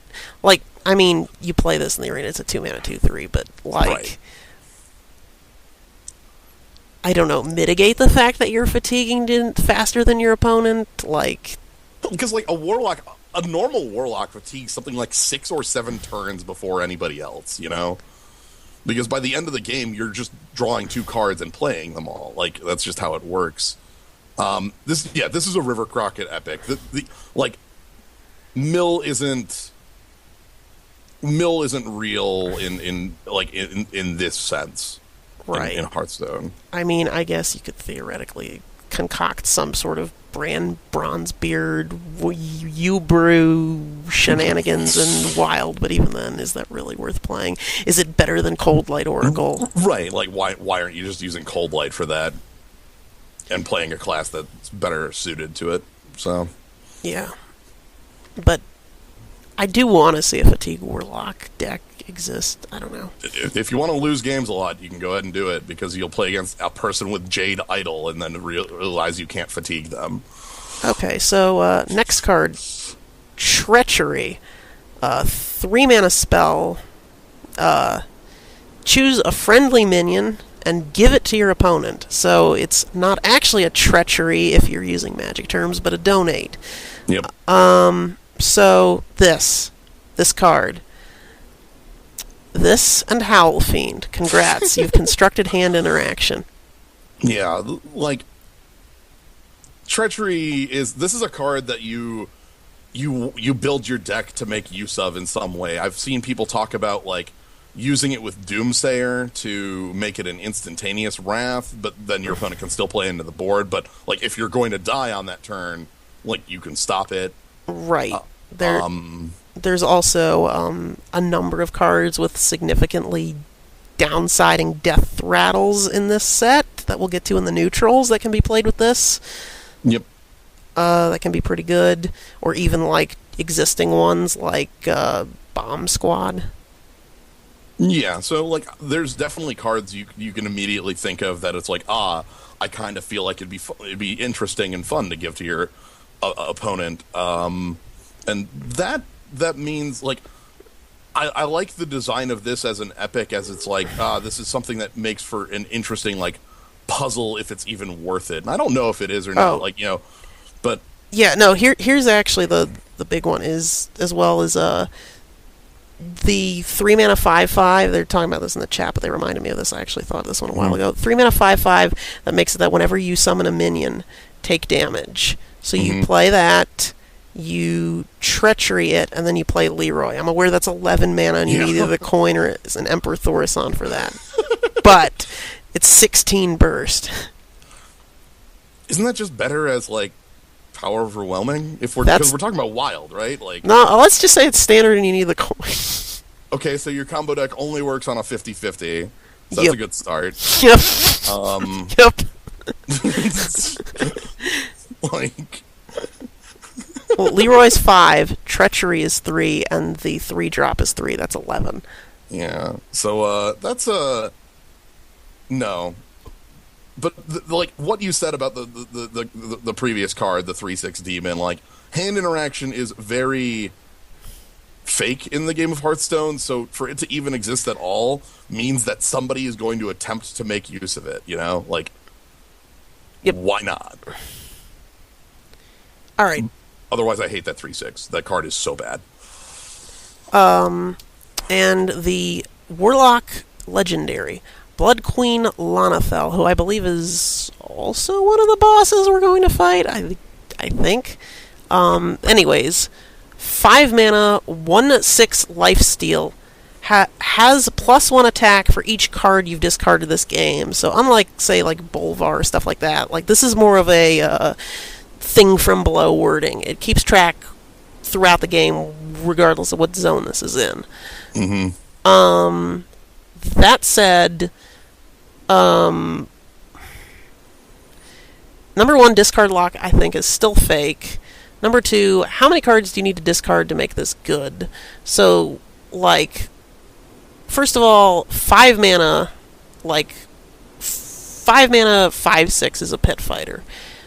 5 mana 4/6 is a spiteful smith, and you're probably fine with that. This is lifesteal, which makes it better than that, which makes me want to say, like, 3/6 is a Fen Creeper without taunt. Yeah, like I think 3/6 you're fine playing it at, and 4/6 is where you want. But yeah, 4/6 is good. 3/6 is fine because, like, again, Fen Creeper gains similar amount of life. 3/6 body, sure. So that means 2 cards discard, and this is probably fine. Anything less, and probably not. The problem is that this is a fine card for a terrible deck. Like, this is like, sweet, this is a card that's really powerful in my discard deck. Oh, whoops, I discarded it. Oh, that sucks. Like, yeah. Like, the inherent problems in the discard mechanic can't be fixed by just having a powerful payoff. Right. Like, I can see why the discard deck would want this, because if you're discarding all these cards, you're life tapping a ton. If you're life tapping a ton, you need a way to gain life back. This is that answer. Like, but I do not believe that a powerful card can fix discard as a mechanic. Like, I believe that discard as a mechanic can't just exist. Because, like, people bring up, like, oh, well, discard existed in the past. Like, no, it really didn't. Zoo just played Soulfire and Doomguard because they were good cards.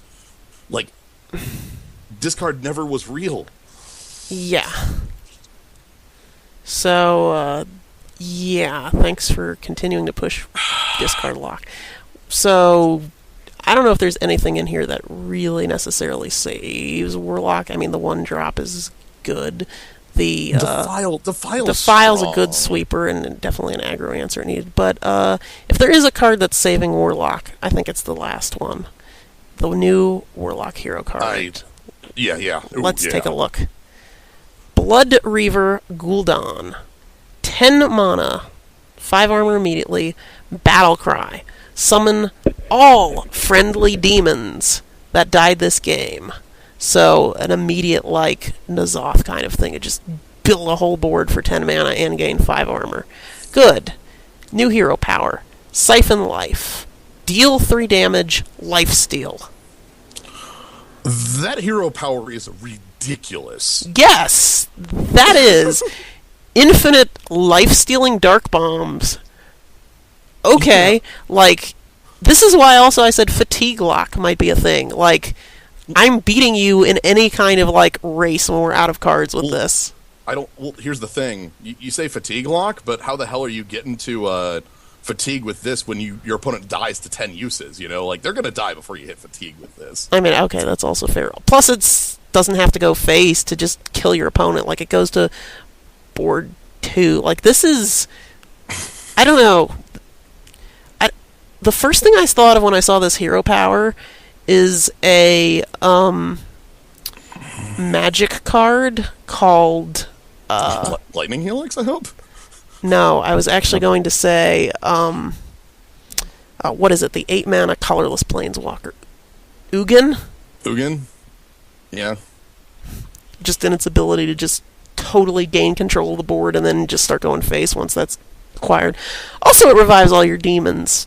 That's not even to say how good that first power is, that you're just like, oh yeah, by the way, when I play this, I get Iron Zoth, you know? I get 2 Doom Guards back that can immediately attack. Yeah, or even I just get back, like, some useful minions like the one we saw before that deals 1 damage to all of your opponent's minions at the end of the turn. That's a demon. Yeah. And don't get back Halfiend. Yeah, don't get back Halfiend. That's... If you put the discard combo in your deck, you might just get back Halfiend. Yeah, but the... Actually, is it considered a friendly minion that died if it died on your opponent's field? No, because if you steal... that's a way to beat N'Zoth, is to steal their death rattles. So actually, no, if you donate that and then kill it... Yeah. Won't backfire, but anyways, this is... That hero power is strong. Yeah, if it's not the Paladin hero that's the best, it's probably this one. See, the problem is, as we're sort of talking about with this, is, like, you said before, like, can a single card bring back Warlock? And, like, if we don't see this being played, it's because, like, there's just not enough of a skeleton to go with the other 29 cards to make it function, you know? So, we'll see. I'm excited by this one. God. No, you know what? I'm playing this in Wild. Get Mal'Ganis back again. Oh God! Like, how many final bosses? How many forms does your boss fight have if you have this? I will always. I don't know who said it, but somebody akin Reno plus Jiraxis to being a boss fight in Warlock. And how many forms of a fight do you need? Mal'Ganis back with this. Yeah. This is real. Yeah. Alright. So, I think we'll just go through the last 10 warrior cards, and then we'll probably take an intermission before doing neutrals. So, first warrior card. Animated Berserker. 1 mana, 1/3. After you play a minion, deal 1 damage to it. Oh boy. This has, okay, when you first showed off the card, it had a weird translation. Then we saw the real card, and it was like, oh, that's really underwhelming. But the more I've thought about this, the more it really plays into something Warrior is the more I've seen cards from this set, the more it plays into something that Warrior has going on here. Yeah, I think this could be something. Yeah, there's definitely synergies with it, which means you'll be seeing this in your first 2 arena picks. But anyways, yeah, I don't know, play this and then follow. Well, it's Wild, but play this and then Grim Patron to get your first damage on it. Or, no, maybe if that's not real, Acolyte of Pain, follow it up after this. Or even like in rage cards. Yeah, we'll see enough. I think we'll see enough cards in just this set that play with it that make it like maybe not like obviously you want more whirlwind effects, but this isn't this has something here, right? So, next card, Forge of Souls, 2-mana spell, draw 2 weapons from your deck. So, at first I'm like, perfect. This is what Pirate Warrior wants because like all the weapons are like the best cards in that deck. But then somebody pointed out to me like, are weapons really what you actually want? Like if you have too many weapons in your hand, they're just getting stuck. You can only play one at a time. And does Pirate Warrior want to be playing card draw, or does it want to be deploying aggressive threats and attacking and dealing damage? That said, like, there's decks that I definitely think, maybe not Pirate Warrior, but there's some sort of decks that function. One thing we should note about the previous card, it says play, not summon. Yeah. As you said with the... Right, your first patron. Yeah. Yes. So, draw 2 weapons, though, like, maybe this is for a control deck, like, I don't know, like, Wild Patron Warriors search up your Death's Bite, or... some sort of control warriors search up your Gore Howl. Does this have a failure state? Like, does this give you a worthless axe that's just like a Molten Blade or something? Like a Molten Blade, no text? I want to say no, but Forge of... I'm going to write this down. Forge of Souls and Ice Fishing to look up later. Yeah. Basically, see, it's funny because this would never be a question if Worthless Imps didn't exist, but like that set a precedent, you know? Right. The rustiest hook. Yeah, you get a 1/2 Wicked Knife. No, alright. This is, card advantage, that's fine, and weapons are usually... Like, this is 2 for 1 card advantage, except most weapons are, like, inherently 2 for 1 card advantage on them, so... Right. The just question is if it's slow and how much blood you're willing to pay, but... They also give you Worthless Imps. Ooh. Everything gives you Worthless Imp. Alright, last warrior common, and this is going to be a hell of a one to deal with in the arena. Blood Razor. 4-mana 2/2 weapon. Battlecry and Death Rattle. Deal 1 damage to all minions. So, the secret about this is it's really a 3 damage weapon. Like, on each hit. And, like, if people have said, it's basically like... It's more like a swipe than a whirlwind. Yeah, you're that it's basically 2 swipes. Yeah, it's swipe for 3, but like 2 of them. Yeah, that's good. It's no Death's Bite, but like it compares decently to that too. I didn't think that I'd see a weapon that I thought, oh, this compares favorably to Death's Bite, because Death's Bite's one of the best weapons in the game. So, good place to be. Yeah.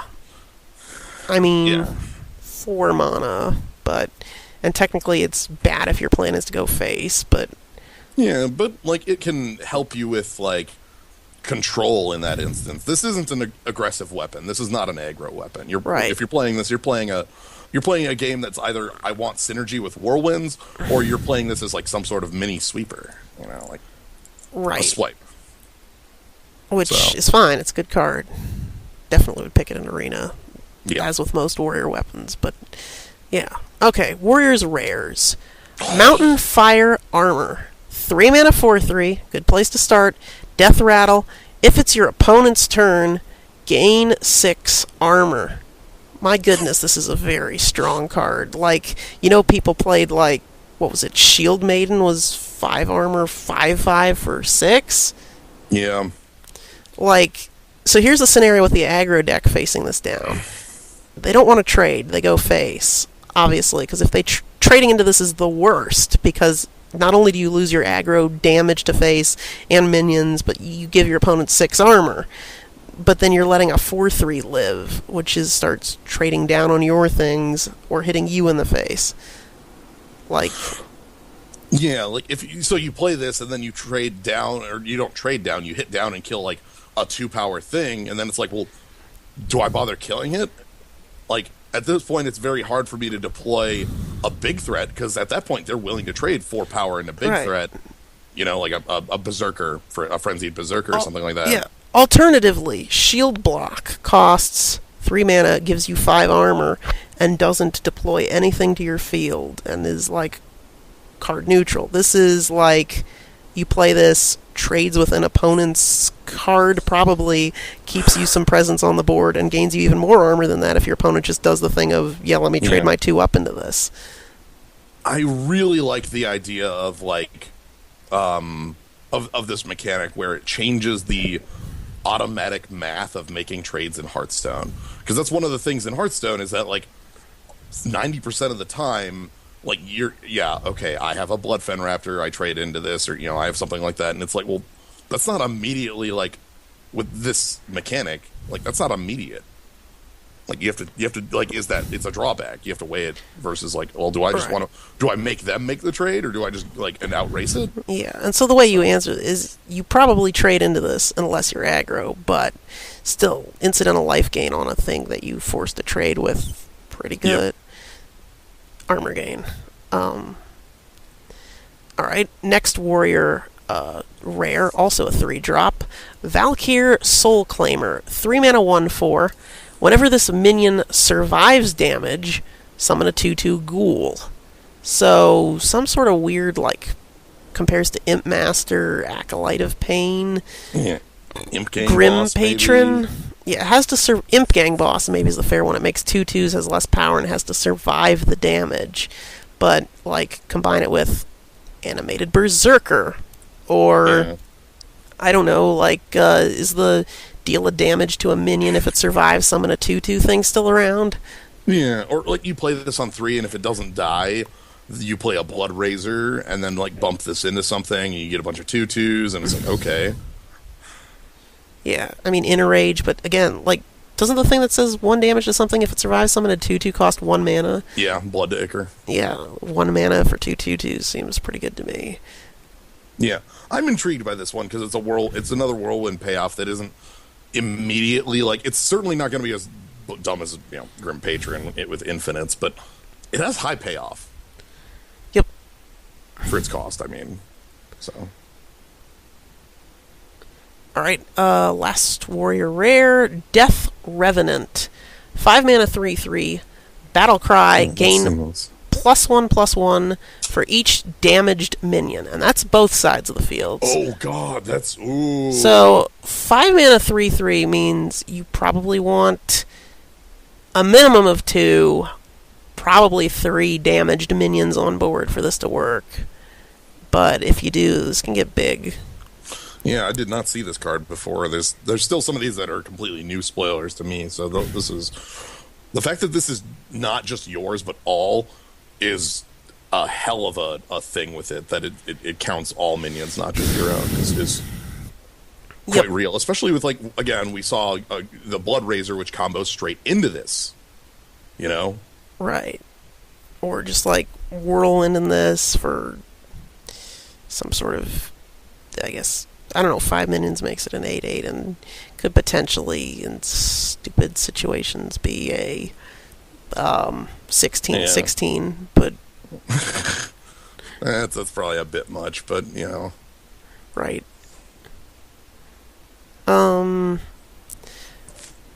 Yeah, the thing is, if you don't have a Whirlwind effect, though, like, it's probably there's going to be damaged minions on board, maybe 1 or 2, but... So maybe this is fine. The question is if you can pick it in an arena, is it reliable enough, or is it going to be some kind of snid? Kind of like honestly, like Warrior. A lot of times in the arena, it's going to be very feast or famine. When you're on, you are super on. This is a 7/7. You're feeling fine. When you're off, like this is a 3/3, and you feel like the worst. So yeah, agreed. All right. On to Warriors Epics. Bring it on! Bring it on! 2 mana spell. Gain 10 armor. Reduce the cost of minions in your opponent's hand by 2. Everything's coming up Millhouse?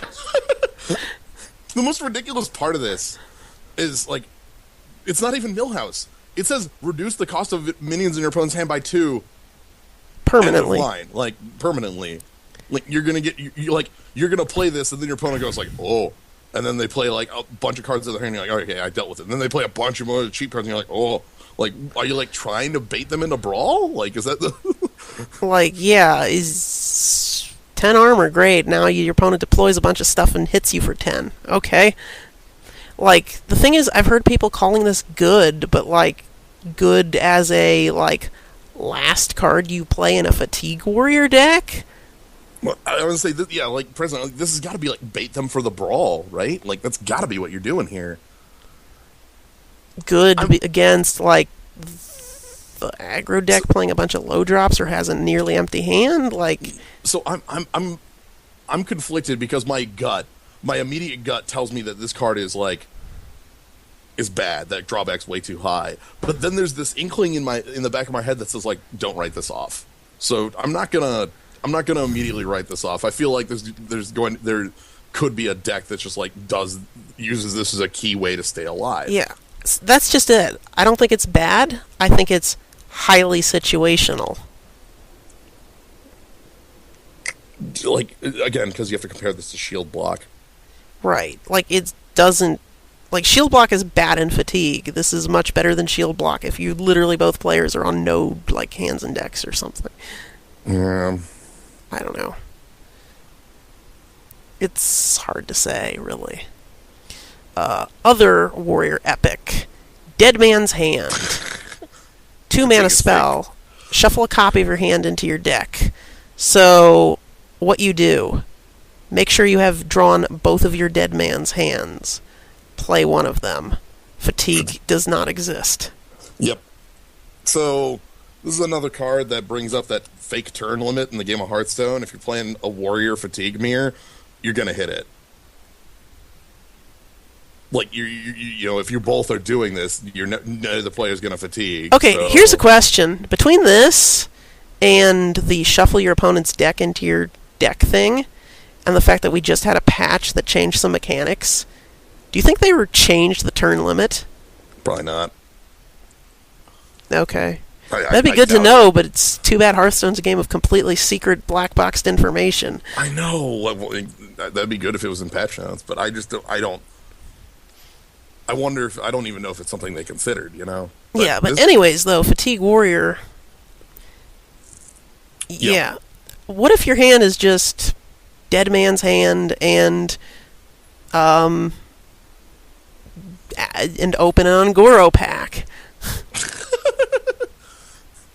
You just keep putting Ungoro packs back in your deck. You know, that's... Yeah. This knows exactly what deck it's in. Alright. Warrior Legendary. Rotface. 8 mana 4/6, a little weak on the stats or mana cost. Whenever this minion survives damage, summon a random legendary minion. So this is like, what, that one Hogger? Yeah. Or like Hogger Sneeze 2? might even be a... The problem is, it says survives damage, so you can say, like, 8 mana, play this out. Your opponent's like, great, fireball. Well, you don't do that. You do it and immediately trigger it. That would be... Right. That's a good way to, like, lose the game to do that. Right. You wanna... If only there was a 2-mana spell that dealt damage to all your minions. Yeah, or if there was a weapon that you could use to pop to deal damage. Yeah, Inner Rage. Yeah, it's basically... one drop you could play, you know. Like, basically, what would you do on a patron combo turn? Like, Whirlwinds, Inner Rages. Well, like, playing this on 8 blank is like playing Gramash Hellscream on 8 blank and expecting it to right, not die. Or like Confessor Palatrus blank. Palatrus on 7 and hope. Like, no, don't do that. Yeah. It's an interesting one. I think it's hard to get to work in the arena. It's more constructed. I'd still play it, but like, yeah, you'd have to do some work to make it function. And this and Bouncing Blade. No, Laughing Dragon, that's a good idea, except I think the blade will start hitting things it summons. That's fine. And then it doesn't kill this, and that's alright. Yeah, well then it like summons a Blood Mage Thalnos, and then it just ends. I don't know. But, yeah. Alright, and the last warrior card, and the last card we'll look at before we take our break. Scourge Lord Garrosh. 8 mana. hero card, 5 armor, of course. Battle Cry, equip a 4/3 Shadowmourne that also damages adjacent minions. So Shadowmourne, 8 mana, 4/3 weapon, also damages minions next to whomever your hero attacks. That's some weird wording there. Whomever? But that's like, okay, like my axe. I take this giant cleave and whatever I'm attacking splash damages to the side like it's a faux reaver. Yep. And hero power, Blade Storm, literally whirlwind. Deal 1 damage to all minions. Yep. So adjacency matters against a warrior. So that's nice. Whirlwind hero power is, we've seen a number of cards that really works well with. So, and it's like a sweeper on your hero power. So you're like giving up your late game like armor gain to try to get more board control. Yeah, I suppose. I mean, he gives you some armor immediately. Also, like, if you're playing this on 10, it's basically 5 damage to 3 things and 1 damage to other things. Yeah. Like, so what do we think of Warrior overall? I don't know if damage your minions Warrior is real, but at least Blood Razor is a nice card, and Mountain Fire Armor is a nice card. Yeah, there's enough, like, so I think unlike Hunter kind of had this problem where it was like there's a lot of these cards that play into a theme and it's not certain if it's going to work, and there was just the one Shark Bear that was a real card that worked in anything. This Warrior here has like 3 cards that are like, okay, this will work with, this will just work in decks as well as like in the Whirlwind deck. Like, and I think the Whirlwind deck could be real. I don't know. Like, just in the sense that, like, Frenzied Berserker is still a really or Frothing Berserker is still a really damn powerful card. It's certainly not going to be like Grim Patron levels of it, though. Yep.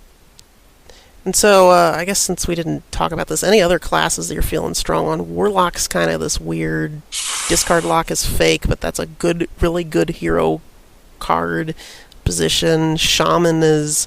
Free Shaman's probably not going to work, but you play the Hexer, you play the hero card. Like, yeah. This feels this way for a lot of ones this set. Like, Rogue... I don't know. Actually, Rogue gets some kind of real things this set. At least... Nothing... It's kind of still weird and scattered, though. Rogue is still kind of unfocused. Priest... Well, Priest has that 9-drop. Priest has some strong stuff. Priest has some good Death Rattle theme stuff. And then Paladin, some Divine Shield Paladins stuff I think is going to be real, some not so much. The hero card is very good. Mage... I think Mage got some strong things. Honestly, like, in the sense of, like, some of its commons are good stuff. Not sold on the Doomed Apprentice, but like I like the hero a lot, and I like the other legend. Yeah, I just don't feel necessarily everything is necessary in Mage. Like, will you really play that legend? Will you really play Simulacrum? Hard to say. And then we talked about Hunter and Druid already. So, yep. That's it for the class cards. We still have... actually, how many neutral cards did I say to get through? Some 50, number. 50-something? 55. So, we'll take a look at those... after we take a little short break. So, I'll see you all then. Look forward to talking about this penguin here when we come back.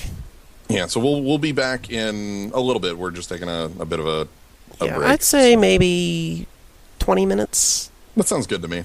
Okay. See you all then.